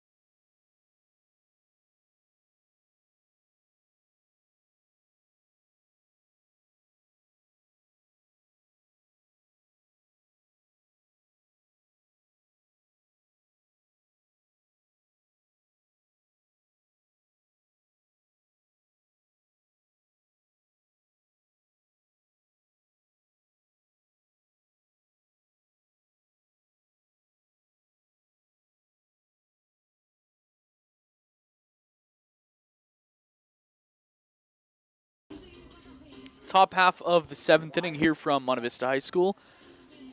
Austin Oda takes over for Carson Mercier, still alongside the legend himself, Cody Perry. Ryan Delaney back out for his 2nd inning of work. Might have been the best Ryan Delaney inning of the year back in the 1st inning. I mean, yeah, no walks. First time he hasn't had a walk in the inning thus far. Be facing JP Boyle to start off. Fires a first pitch just a little low. 1-0. Boyle's 0 for 2 today. Flew on deep to center field in his first bat, then popped up to Griffin Harrison at shortstop in his second. He takes a 1-0 fastball up high, 2-0. I mean, that's his 3rd batter that he's just gone behind 2-0. Here's the 2-0. Flip to the left side, foul. But what he's done a good job of is getting back in the strike zone. Yes, he has. I think fell behind 3-0 to Brendan Bell, first hitter he faced last inning. 2-1. Same spot, same result, 2-2. 4-0 Crawdads. 0-3-2 runs, hits, errors for the Anchors. 4-7-0 runs, hits, errors for the Crawdads. Delaney comes set with the 2-2. It is a curveball that comes inside and hits JP Boyle on the elbow guard. Hit by pitch, leadoff runner's on. I mean, that can get in your head a little bit as a pitcher. Up in the count, and you just let one get by you, and it's tough. That will bring up Atticus Gonzalez for his first at bat. Gonzalez, in his first at bat, replaces Marcus Aranda, who is 0 for 2. Saw 2 pitches, hit both of them extremely deep. Both died on the warning track due to some extreme wind. First pitch to Gonzalez is a fastball up and away, 1-0. Atticus Gonzalez. Atticus, what a name. It's a good name. There's some good names on this team. The 1-0 is off the outside, 2-0. We have to get a little Ryan squad going. All Ryans in the infield and the outfield. What would that look like? So we would have Brome and Ellis on the right side. Yeah. Who are the other Ryans? Spolero starting, and then you can get Troy, Ryan Troy, I reliever. think he played 3rd in high school, so maybe we can put him at 3rd. Yeah. I mean, we got a lot. We got Delaney, Ryan Delaney. And then Okay. we have Recess. He is a Ryan. Reese's behind him. Lost Featherston, so that's not an option. 3-0 is down low, ball 4. So hit by pitch and a walk to start the inning. And the Anchors are right in striking distance here. think maybe if we're trying to get all, let's take all the Ryans. I think there were 8 total this year. If we're trying to get all 8 on the field, you would have to have Ellis behind the plate. I mean, it is listed that he is a catcher. He is a catcher. You would have Spally starting, Troy at third. Maybe go like Brome at short. Brome at short. Put like Fethy at first. Yeah. Fethy played first in high school. Okay. Delaney in left. Recess in right. Who are we missing? What Ryan are we missing? I mean, would Brian count? No, maybe. First pitch to Telly Hill is grounded first, could be 2. Emmett Finney's just going to take it to the first base bag and get the sure out there. 3 unassisted is the first out of the inning. I feel like there was another. What are we at right now? How many Ryans is that? That's 8. Spolero, Troy, Brome, Ellis. Third baseman Chris Bliscoe. Reeses, Featherston, Delaney. I thought there was at least one more. Here's Chris Bliscoe. Bliscoe is 1 for 2 today. First pitch to the lefty is a changeup just below the knees, 1-0. That is all the Ryans. Okay. Just kidding. Huh. The 1-0. Bliscoe lines this one to the right side. Foul. Into the Crawdads bullpen. It's a good time for a look around the CCL. This look around the CCL is brought to you by American Stage Tours. American Stage Tours, small enough to care, large enough to compete. No other games going on right now. Sonoma and Healdsburg at Rec Park about to get underway, as are Academy in Santa Barbara. Conejo and Slow play in Slow tonight, too. This one's grounded up the middle. Griffin Harrison behind the second base grab. Scoops on the run to first in time. Run comes home to score, and it's 4-1. What a play. Just pick it off the short hop, throw it on one leg, and hit him right in the chest. I mean, it's tough, but he stayed composed and he got it. Now, correct me if I'm wrong, but I think that ruins pitcher beeps, correct? It does. No shutty means no pitcher BP. I think we're doing intern BP on Monday. Awesome. We have to get some footage of that for sure. Oh, definitely. First pitch to Brady Wetzel, misses down low. I took BP last year. We didn't have many interns, so it was really like just me. Did not do too well. I mean, who do you think has the most juice out of all the interns? When I was up high, Carson easily. Carson is going to have the best BP out of the interns.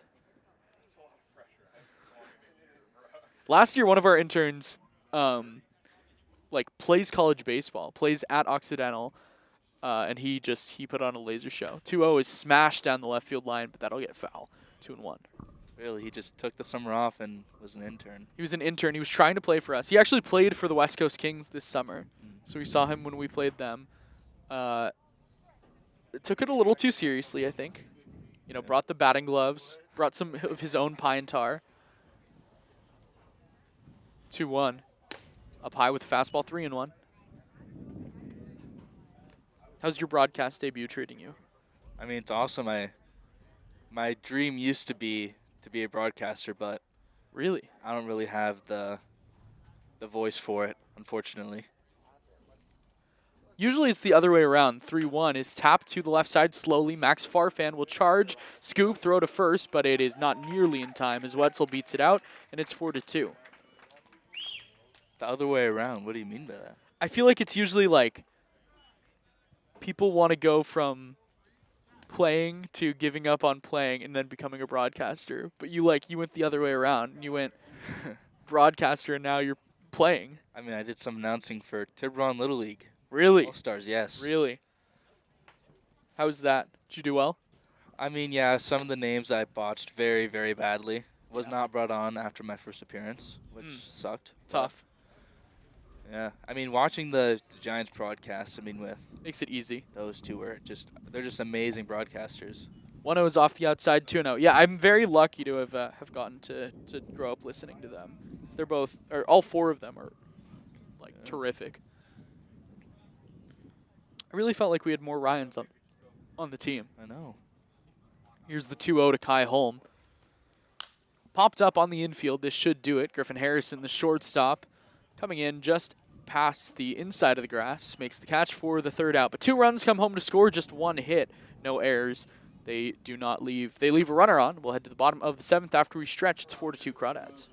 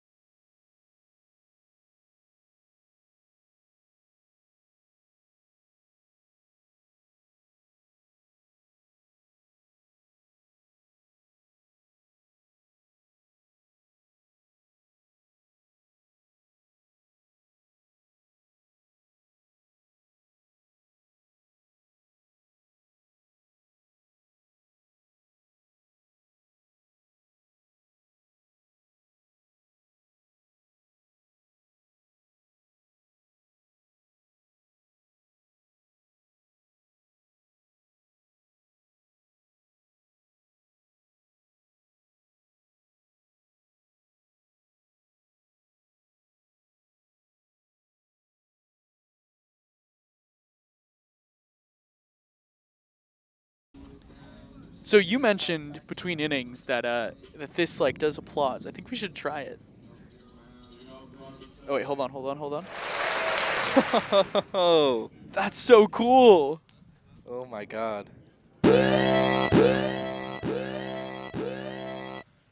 Wow. Here's Tyson Pointer to lead off the 7th. Crawdads leading by 2. Shoots this one up the middle, but Kai Holmes snags it on a hop, throws to first, and it's in time to retire Tyson Pointer. Have you ever played Wavelength before? Oh, we played some Wavelength on the bus yesterday. Yeah? Wavelength was a good time. I mean, that's a 4 out of 10 feeling right there. You really crush the ball, and it's just an out. I think it's more of like a 2 or 3. 2 or 3. Yeah. I feel like a 2 or a 3 is like you break a bat, and then like you're out. Broken bats, giving up a home run. Yeah. It's Griffin Harrison, who's 2 for 3 today. First pitch to him is down low, 1-0. We played a lot of that yesterday in the bullpen. Yeah, that's what I heard. That's why we started playing, because it was me, Fitzy, Bromer, and the rest of the interns, and Austin Harrington. We played on the bus. It was a great time. It's the 1-0 to Griff. It's popped up on the right side, foul. 4-2 Crawdads. Here in the bottom of the 7th.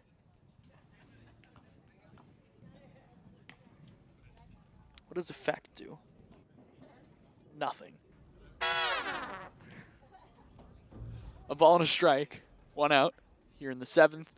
Mitchell Smith still on the bump, comes home, and Griffin takes inside. Call the strike. Oh, that almost hit him. Generous call by Angela Nori. Very generous. There's a little action in the Anchors bullpen. Not quite sure who it is yet. It is Here's a the righty. 1-2. It's down low. It is a righty. Do you have a number? Number 10. Number 10. That is Isaiah Landry. He is on the team. We have Chips.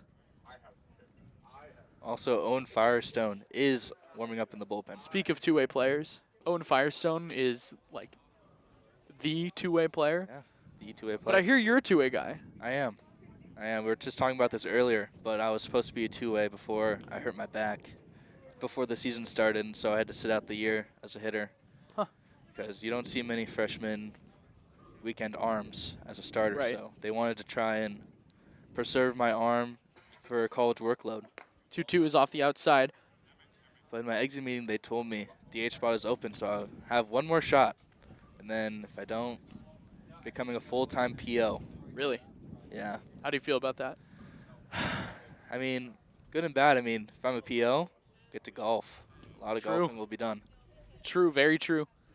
3-2 to Griff off the outside ball 4. Big golf guy? Yeah, I mean, we got a whole 8-some on our last off day. Really? Yeah, we had me, Spalero, Bergman, and Kush, Don, and then D Booty Uh-huh. and Delaney and Okay. Wood. That was the 8-some. And Howell was my partner. How was it? It was very fun. Who We won? played at, me and Howell did. Yeah. Shot 78. Okay. Yeah. Okay. Third baseman, Max Farfan. Here's Max Farfan, who's 0 for 3 today. Carson is a collegiate golfer. So. Really? Wow. Uh-huh. One of my buddies in the bullpen at Trinity College is a scratch golfer. Really? Yeah. He does tournaments during summertime. It's kind of cool. Yeah. I mean, first time I'm golfing that guy, first drive of the day, no warm-up, hit it 320, middle of the fairway. Ridiculous. That's insane. Yeah.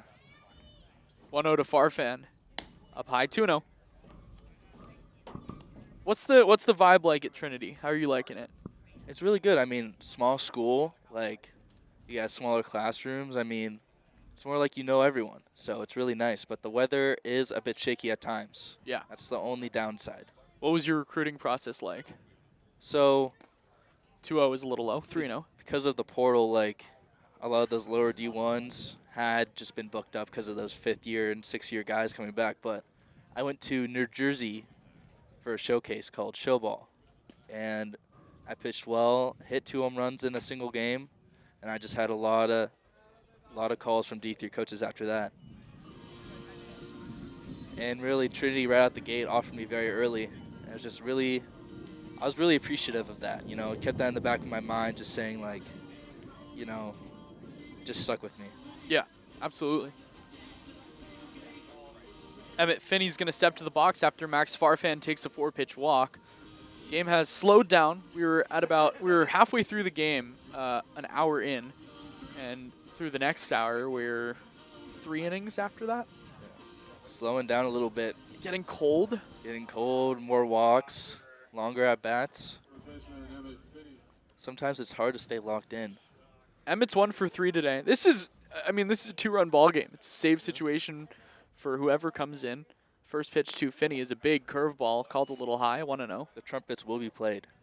The trumpets will, well, actually, we talked to Brant the other day, and he said trumpets are Cade Cushing exclusive at this point. Wow. What? So, What a song to have. I know, right?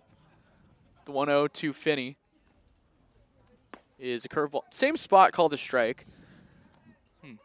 It's, I think Angela Nori started off with a really good zone for the first 3 or 4 innings. It has gotten a little Swiss cheese-like as Yeah. the game has gone on. It's been shifting. Uh-huh. 1-1. Curveball gets past the catcher all the way to the backstop.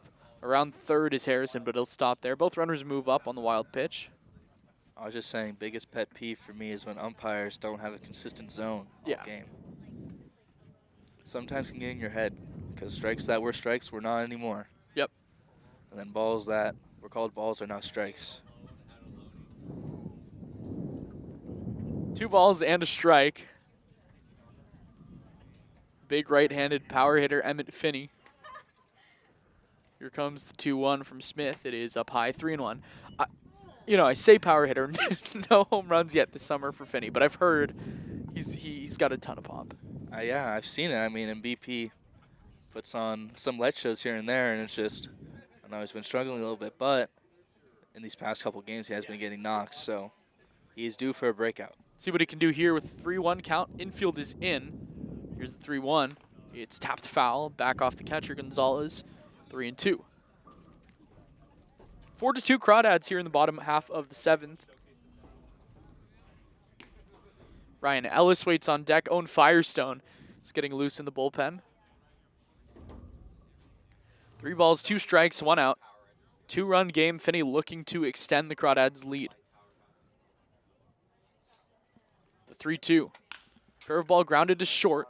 Up with it is the shortstop home. He'll go to first. He had an out behind him. Max Farfan was literally right behind him. In the blind spot. But he makes the play at first, gets the sure out. There's 2 down. And the hottest crawdad as of late, Ryan Ellis is up. with Still runners on hitless second and today. Third. Yeah, well, Pair of walks. he 0 is- for 2 other than that. But yeah, you're right. He's the hottest crawdad, one of the hottest players in the CCL. I mean, this is a guy one up to bat right now. Yep. He'll find a way on base, or he drive both of these runs in. Big lead off second for Farfan with no one holding him. Not a huge lead for Harrison off third. Else, like I mentioned, 0 for 2. First pitch from Smith is up high with the fastball, 1-0. The short king Ryan Ellis. I mean, being a shorter player has its advantages. Smaller zone, it's hard to locate off a shorter player. Still has a ton of power. A ton, yeah. 1-0. At the letters, called the strike, 1-1. The BP I saw from him yesterday was crazy. Just putting balls out at the Packers field. Almost hit one out yesterday. He did. Just got unlucky. Just found a glove. Here's the 1-1. Swing and a miss. Fastball up high. Ellis went chasing, and it's 1-2. Those high fastballs look so meaty to hit. But just, you got to lay off of it. The eyes get big, your swing gets big, and it's just a recipe for disaster. 1 ball, 2 strikes, 2 outs. Mitchell Smith to Ryan Ellis with 2 on in a 2-run game. Smith sets, and the 1-2 is flipped out to right field, but in the park. Right there is Brendan Bell to make the squeeze for the 3rd out. The Crawdads can't score. 2 runners stranded on no hits, a pair of walks, no errors. We'll head to the top of the 8th, where it's Owen Firestone time here on the Crawdads streaming network.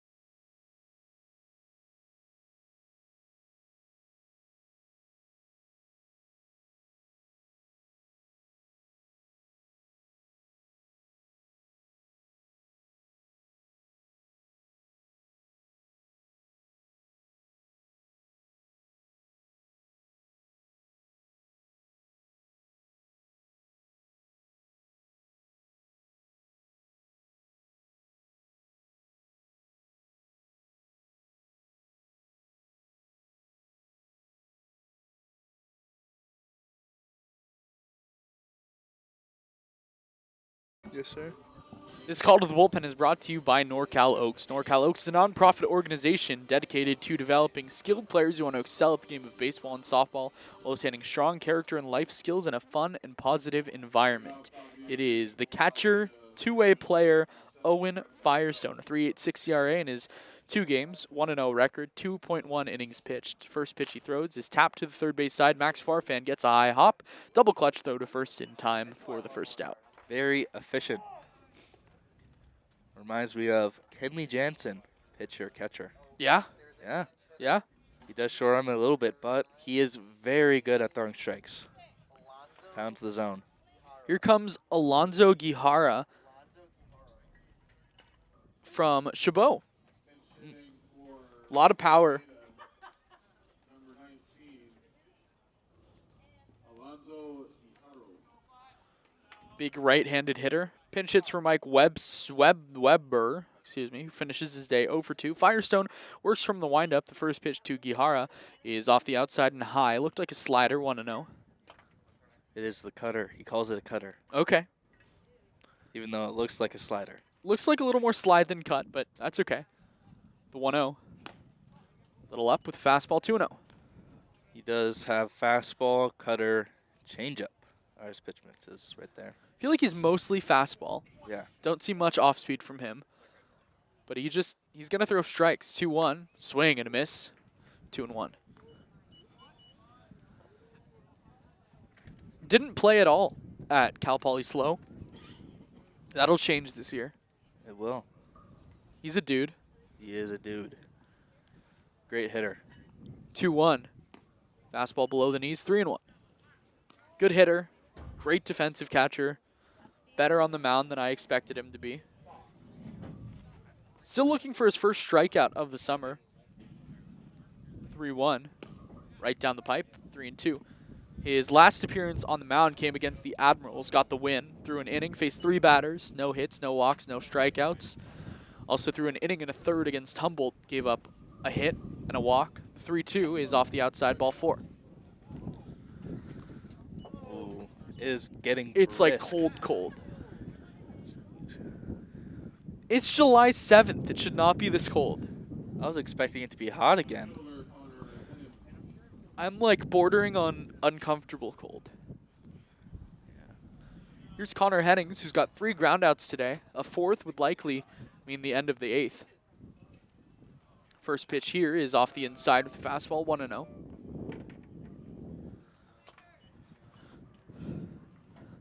It also always seems to be windier up in the booth than down there. Yeah, I've... 1-0, flip to the right side. Tyson Pointer coming in, but it's going to drop in fair territory for a base hit.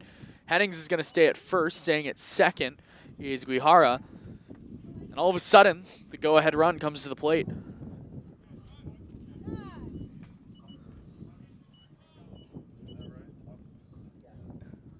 And the pitcher who was warming up in the bullpen is coming to pitch run. Pinch runner at second, Isaiah Landry. Good pull. The scouting report from Andy Mack is he's good. And trying at second base for Alameda. I like that. Very simple, to the point. Definitely. Here's Aiden Talkless pinch hitting. Guy that's not on the roster. Hits with runners on first and second. 1 out. Firestone on the bump. First pitch on the outside called strike 1.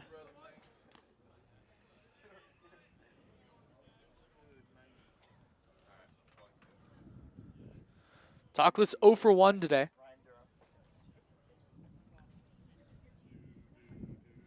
Brian DeRoff has a bat in the Crawdads dugout. He will likely pinch hit next inning.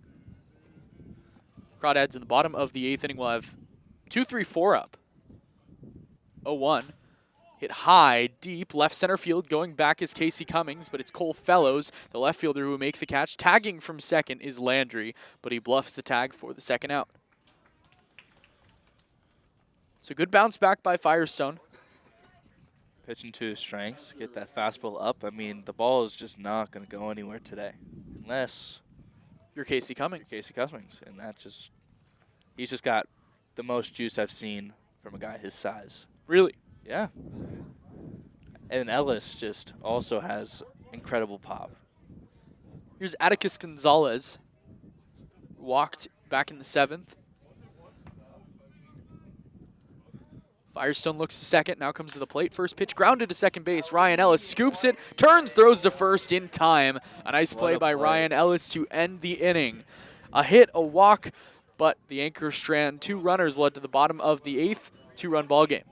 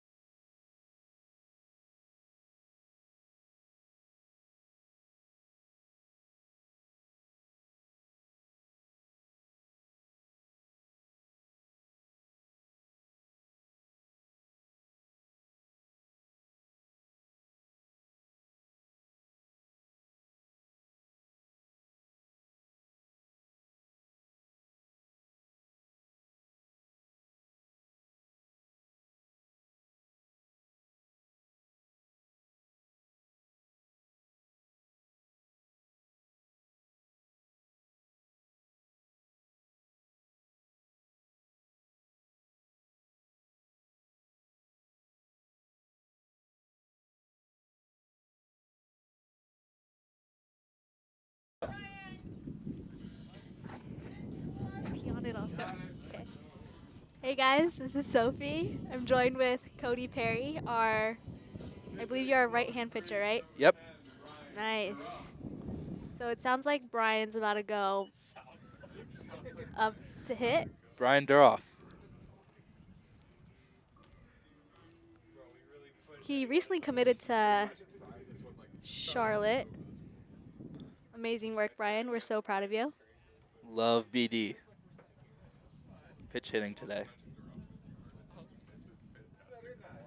The 0-0 missed low and spurted away from the catcher for ball 1.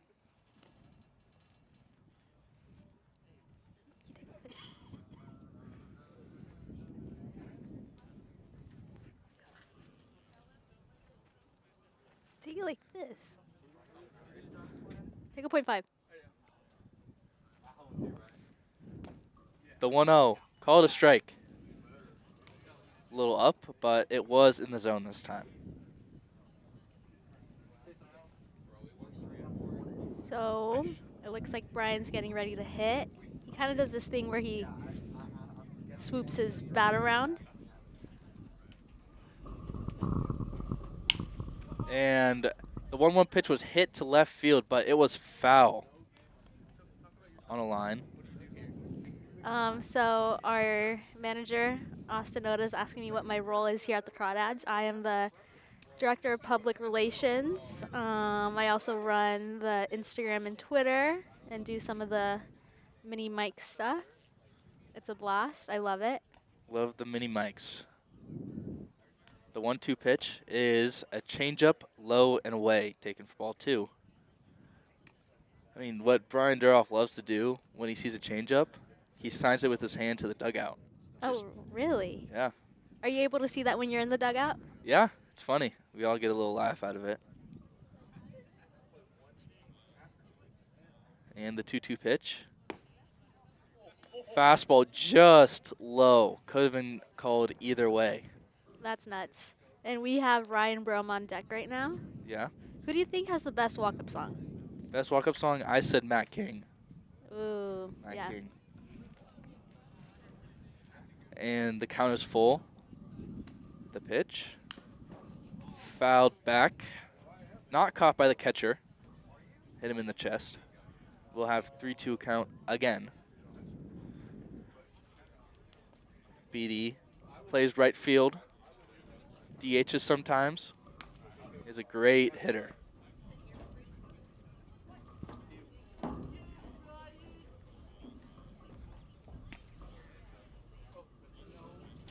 And the 3-2 offering.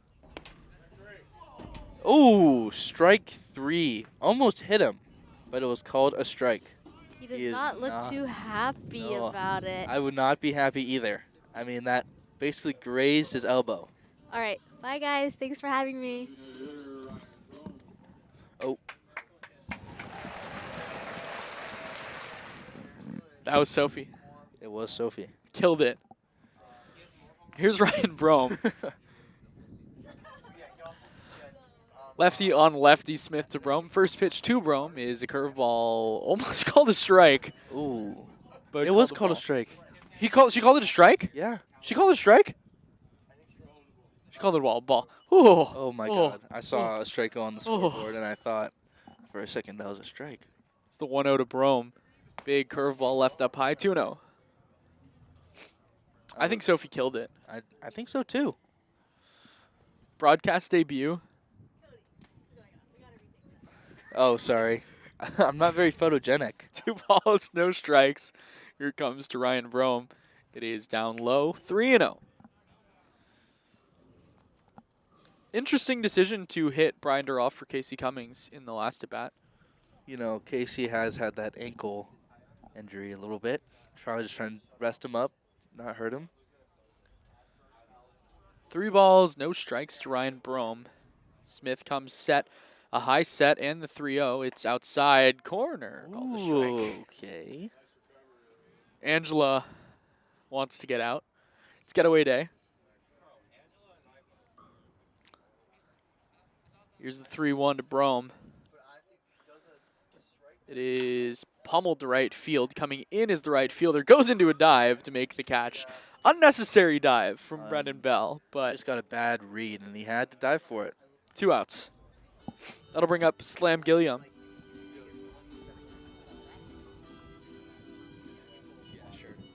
We'll take another picture between innings for you guys. Does that work? Take a picture between innings. Yeah. That'll bring up Sam Gilliam. Gilly has walked twice, hit a sac fly, popped out to the shortstop.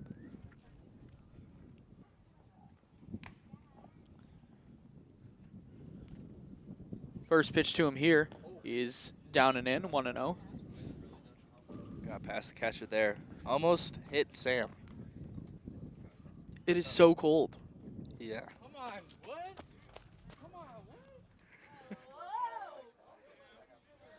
Ball no strikes, Sam Gilliam, one of the more powerful hitters on this Crawdad team. Handedness advantage goes to Gilliam. The 1-0 is grounded to third on 3 hops. Third baseman Bliscoll will fire across the diamond to first and retire the side. 1-2-3 go the Crawdads. We'll head to the top of the 9th inning where it's Troy time here on the Crawdad Streaming Network.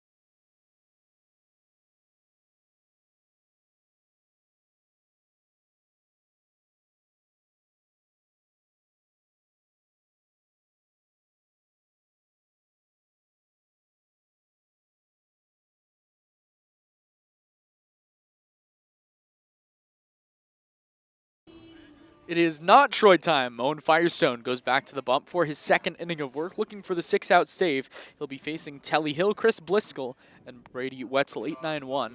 And Troy must be disappointed. I mean, Troy was looking for player of the game today. I would be disappointed too. But here is Telly Hill, who's 0 for 2, 2 groundouts and a hit by pitch. First pitch to Owen Firestone is lined to the left side, shallow, going back is Harrison, coming in is Fellows. Fellows goes into a slide and it kicks off his glove to the left. Hill's around first, going for second as the ball kicks away from Fellows. His throw goes into second, and it's not in time. A leadoff double by Telly Hill. And the tying run is up to bat.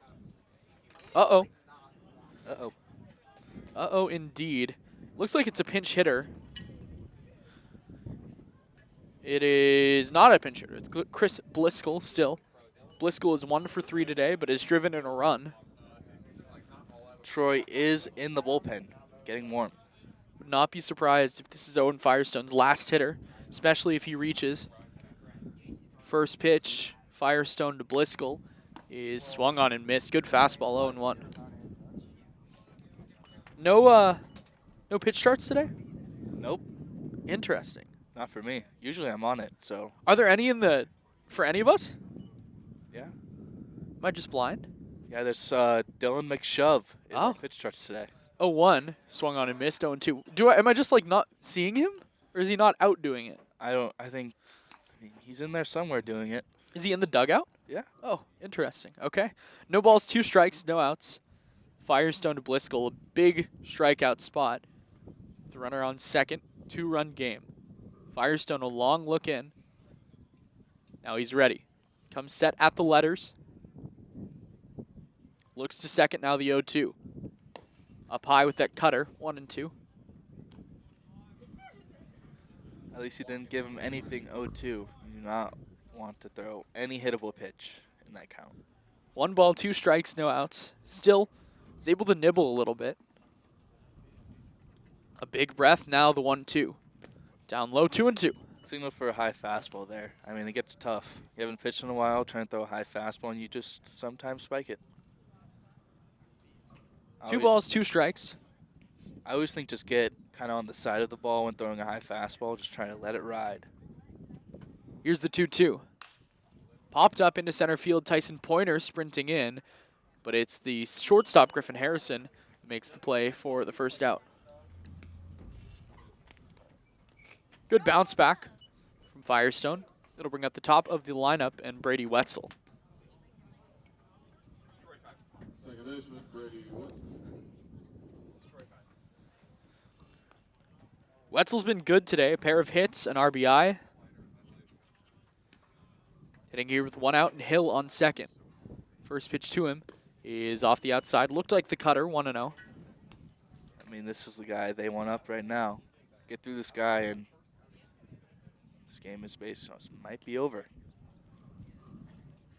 A ball and no strikes to Wetzel. Firestone looks to second, now comes home. Fastball at the knees, 1-1. 4-2 the score here in the top half of the 9th. Tying run at the dish. Wetzel no home runs this last season at Chabot. But a guy you want at the dish, a guy that puts the ball in play. The 1-1. Up high, 2-1.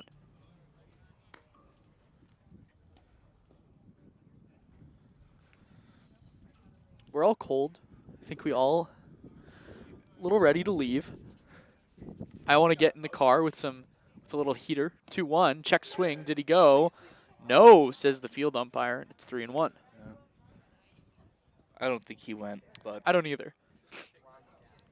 Ron McGath on the bases says no. Had a good angle. I mean, yesterday with Casey, Yeah, that was bad. that check swing was Changed the game. horrendous. 3-1 to Wetzel is up high, ball 4. Runners on first and second, still just 1 out. The go-ahead run comes to the plate, and it's in the form of Kai Holm. No action from the Crawdads dugout yet. Looks like they're going to leave Firestone in.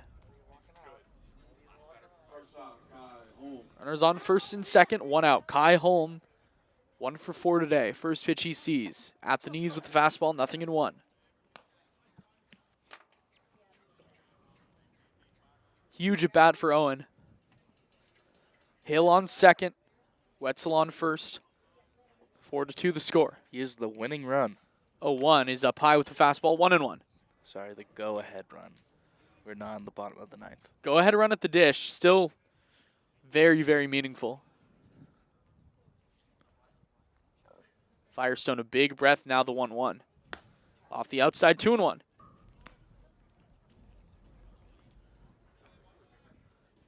This might be his last batter, if it's a walk. I was surprised Wetzel wasn't his last batter. Me too. Ryan Troy should be ready in the bullpen. There was the signal for him that he is ready. 2-1, line straight back, right over us. 2-2. It's about the closest a ball's ever gotten to coming to us. Just a little less velocity would have been in here. 2 balls, 2 strikes, 1 out. Runners on first and second. Here in a 2-run ball game. Firestone to Kai Holm. The 2-2.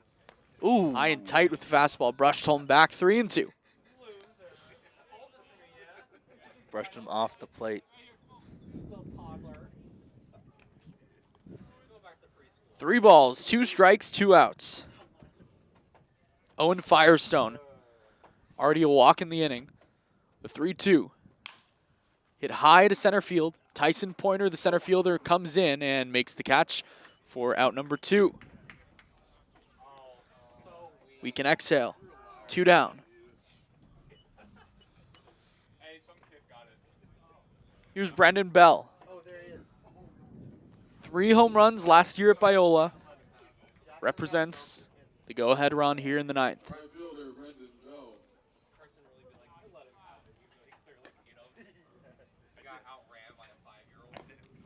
First pitch off the outside, 1-0. It's okay, Carson. Not everyone can be Usain Bolt. On the day, Brendan Bell is 0 for 4. Firestone looks to the plate, now the 1-0. High 2-0. Not the spot you want to be in for Owen. 2-0 with runners on base. You do not want to give this guy a very hittable pitch. 2-0. Popped up, back behind us, 2-1.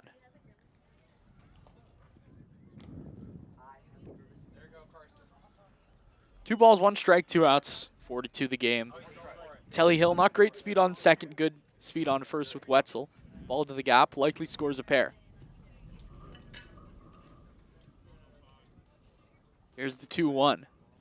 High ball 3. 3-1 count with a pitch hitter is on deck. Isaiah Landry waits on deck. Here, the 3-1. Up high ball 4. Bases are loaded. And Coach Brant Cummings is coming to the mound to talk with Owen. Looks like Ryan Troy's going to come in. We're going to step aside when we come back. The final out of this game here on the Crawdads Streaming Network.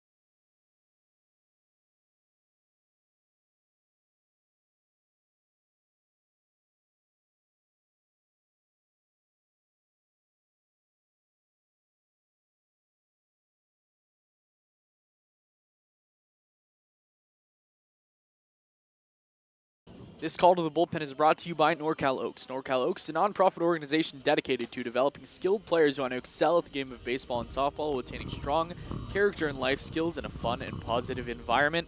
It's the Vaquero legend and new gaucho, Ryan Troy. Congrats to Ryan Troy for committing to UC Santa Barbara. On the summer, he's 0-1, a 9.72 ERA. He's got a save. He has 9 strikeouts to 9 walks in 8 1/3 innings. Love Ryan Troy. Here's Isaiah Landry. Bases loaded, 2 down, a 4-2 ball game. This is a spot he will be coming into at Santa Barbara. Great practice. First pitch, fastball, Ooh. called missed below the right knees, down 1-0. I think it missed middle. Doesn't get much more middle than that. A ball and no strikes, Landry in his first at bat, the 1-0. Chopper to short on 2 hops. Griffin Harrison goes, runs hits errors for the Crawdads. It was a solid victory. Always, anytime you're walking out victorious, doesn't matter if it's non-league, league, you're happy. Bounce back win today. Good overall day. That 3-run fifth really helped out. Ryan Troy, Gaucho legend. Love to see him get in the save. That's all I've got, Austin. Thanks. 4:02 start time, 6:36 end time, final time of game, 2 hours and 32 minutes. It's cold. We're going to step aside, stay right here for the postgame show with Kobe Siegel and Justin DeHaas. Thanks for listening. My name is Austin Oda, alongside me, Carson Mercier. Tune in next time here on the Crawdads Streaming Network.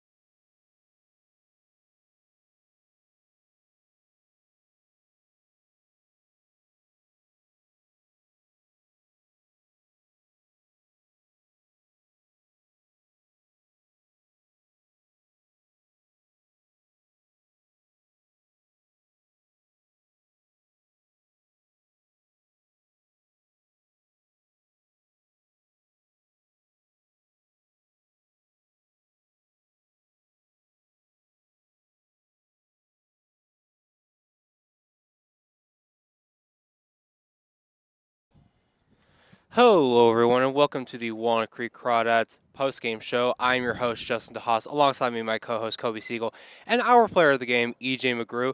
EJ, thank you for coming on to the show. Of course. And so, first of all, I just wanted to talk to you about your outing today and how you went 5 innings, which is the most that you've been able to go so far this summer. What really allowed you to go so deep into this game? You know, I was just thinking about attacking hitters all game, and getting the first pitch strikes was really huge. Keeping it around the zone, getting a lot of early count swings, and I let the defense work behind me, and I was able to go a bit of an extended outing. Yeah, and so in a few of your last outings, the walks were a bit of problem, but I mean, today you were really great in attacking hitters. What adjustments did you make today? I was just really focusing on just being mentally there and making sure I had a good target in mind and attacked that point, and just tried to challenge every time. I wanted everything to be a glove strike, and I think that helped me limit the walks. Yeah, and you were very effective today despite only having 1 strikeout. How were you able to have so much success against the squad despite maybe not missing as many bats as you would think?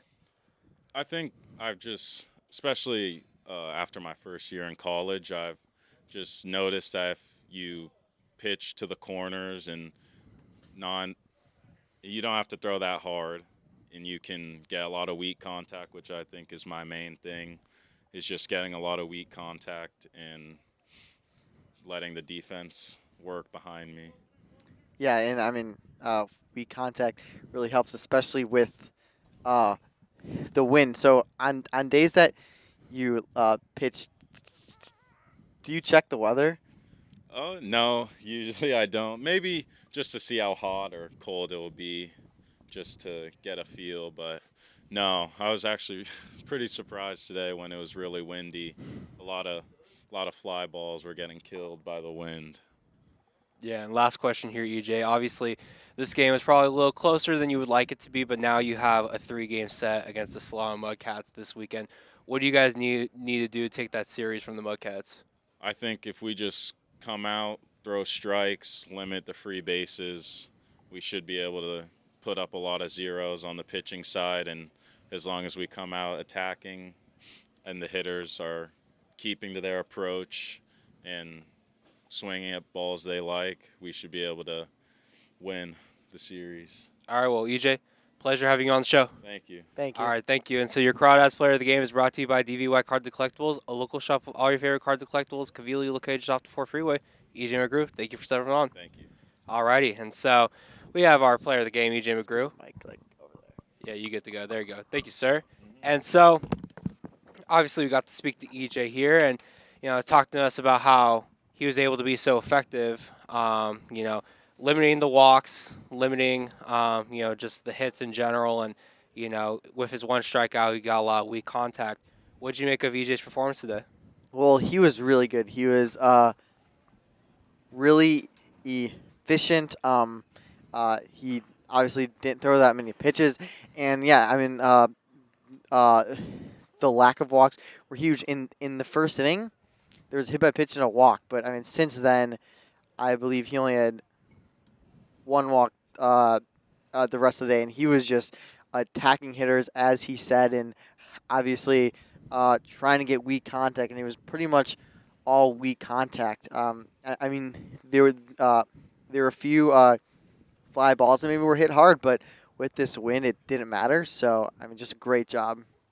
Yeah, for sure. And he was able to get enough run support to help him get the victory. I mean, looking at the scoreboard now, I mean, he pitched 5 innings, and that 5th inning where the team scored 3 runs really helped him out, give him a nice cushion. And so, I want to talk about that lineup a little bit and how a guy like Casey Cummings went yard today, and he leads the team in home runs, but it seems like a while since he last left the park. What did you make of Casey's performance today?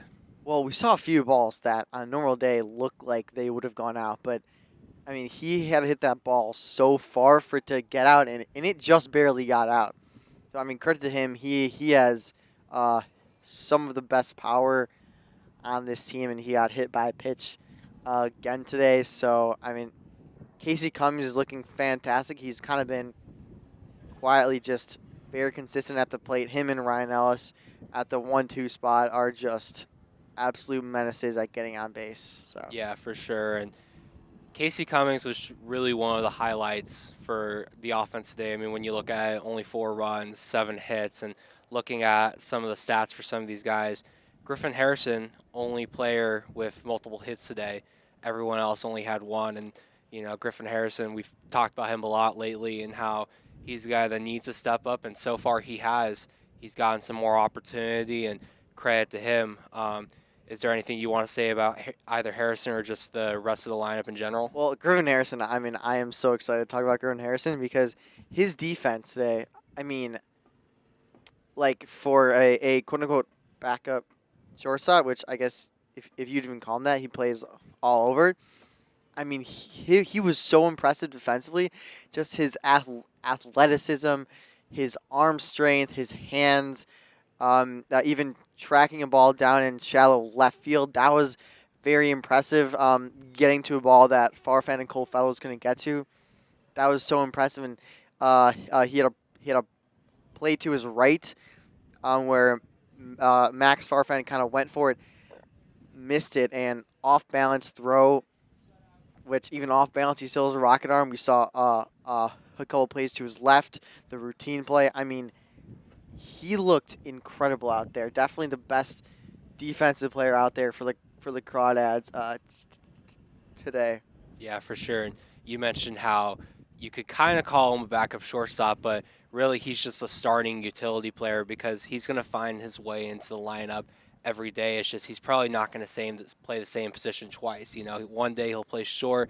The next day Matt King will play short and he'll play third. The next day Casey Cummings needs a day off, so he'll play center. And or if Ryan Ellis needs a day off, he could play second. So you could really just put him anywhere. And you could put him at first base too, but honestly, you don't need to put him at first base when you have Ryan Brome and Donnelly there too. We've heard that first base is what he's best at, and yet it's just not necessary. Yeah, that's the squad. I mean, for a It's first, shocking.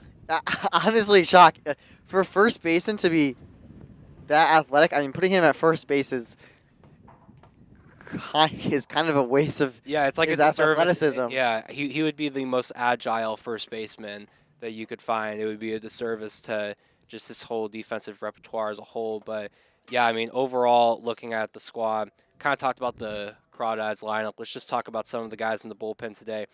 Ryan Delaney, he looked good in the 6th. The 7th got to him a little bit. That's where a couple earned runs came in. But Owen Firestone and Ryan Troy, you look at it, Firestone looked good. It's a similar situation. He looked good in the 8th inning, ran into some trouble in the 9th. And it's a little unfortunate because I'm sure Brant Cummings didn't want to have to go to Ryan Troy today. It would have been nice if he could have saved him maybe for tomorrow against Solano. But obviously Firestone had the bases loaded with a couple outs, and he just needed Ryan Troy to come in there and put out the fire, if you will. And so he was able to do that. But what did you make of the bullpen's performance today?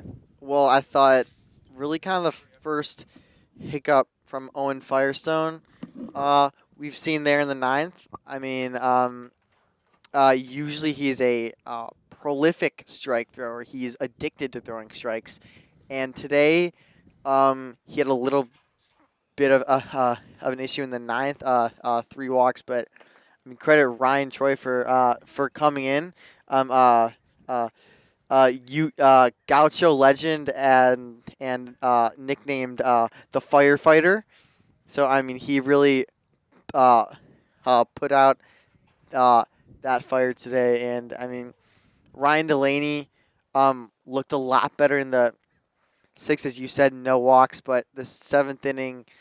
I mean, it's just really hard to pitch when you're constantly down 2-0 and 3-0. So he's got to work on those first pitch strikes. Got to work on that. And he did give a couple runs in that 7th, but I mean, when you're up by 4, you're just happy that he was still able to come out there with the lead, right? And so, he was able to maintain that. It didn't get too overblown for him. And yeah, I mean, Troy had to put out the fire for Firestone, and I think the one thing about Firestone is that, as we all know, he's a catcher by trade, and he's been in the bullpen a little bit. And I think that second inning might have been just some uncharted waters for him. He's not a guy who's really stretched out, but I think in a non-league game, Brant just wanted to try something and see what he could get. And I mean, look, he did get 2 outs, Yeah. so I mean, he was able to, get some work done. It's just obviously having the bases loaded, and Brant wasn't necessarily comfortable leaving him out there for that. He wanted a more experienced guy like Ryan Troy to take care of that, and he was able to get that done. So that was good for the Crawdads. But yeah, looking at the Alameda Anchors, one guy I want to give some credit to, Harry Tews. I mean, I just didn't really expect this much from him. And you look at the line, it doesn't look overly spectacular. 5 innings, 7 hits, 4 walks, 4 runs, only 3 earned, and looks like 5 strikeouts. But I think he was a lot better than what that indicates. What'd you make of his performance? Well, he kept his team in the game. The Alameda Anchors had a chance to win this game. I mean, it didn't really feel like it. You just felt at some point the Crawdads were going to pull away in the 5th there. I mean,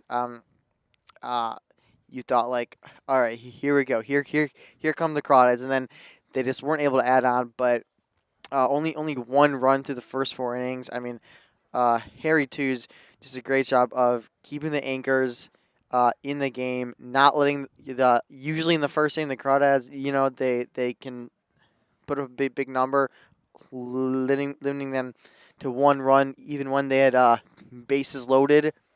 I believe no outs. So I mean, credit to Harry Tews for keeping his team in the game. Yeah, it was really a pitching duel, and I don't think many of us saw that coming. We looked at a kid like Harry Tews, De La Salle kid, goes to Holy Names University, and looked at some of his stuff, and we just didn't necessarily see this performance from him. And honestly, I don't think we saw it from EJ McGrew either. If you told me before the game that he'd go 5 innings, I would have been shocked. I would have said definitely 3 and probably 4 if he's going well. And boy, was he going well, because he was able to go 5, and that was huge for this squad. And so, yeah, I mean, look, overall, the Anchors put up a fight. I think I talked about it in the pregame show, how I didn't think, we were going to see another mercy rule here. I didn't think it would be 13-2. Grant, I didn't think it would be this close either.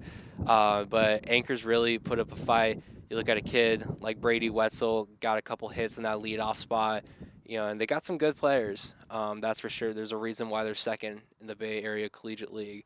And, a little bit of a scare for the Crawdads. But, hey, now you have a matchup against the Solano Mudcats, which, I mean, only played Solano once so far this year. That was a home game, won 5-3, I believe. And so should be fun, see what the Mudcats are like. But do you have any final thoughts about just this game or what we could see in the upcoming series against Solano? Well, I was looking at Austin's computer during the game, and I saw Healdsburg was tied. So I am. That's right. Yes. We didn't do our out of town scoreboard. Yes, because we jumped I'm straight really into the wondering interview. how Healdsburg. Okay, well, this look around the CCL is brought to you by American Stage Tours. American Stage Tours, small enough to care and large enough to compete.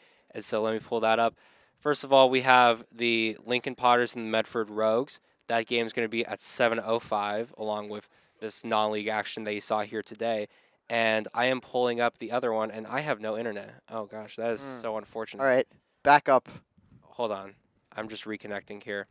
We apologize for this inconvenience. This Yes, is just... apologize. Yeah, You okay. can stare at us. Yeah. Okay, here we go. I got it. Let's go. Bottom 3, Sonoma Stompers 2, Healdsburg Prune Packers 2. So All right. that is where that stands. And while we're at it, thank you to EJ McGrew for coming on to the show. Your Crawdads Player of the Game is brought to you by DVY Cards and Collectibles, a local shop of all your favorite cards and collectibles, conveniently located off the Ford Freeway. Had to get that out a second time. Okay, yes. Contractually obligated to do so. But anyways, any final thoughts about just this game or the upcoming series against Solano? I mean, if the Stompers were able to beat the Packers, it would be huge. So the Crawdads got to take care of business against the Mudcats, a team they are clearly better than.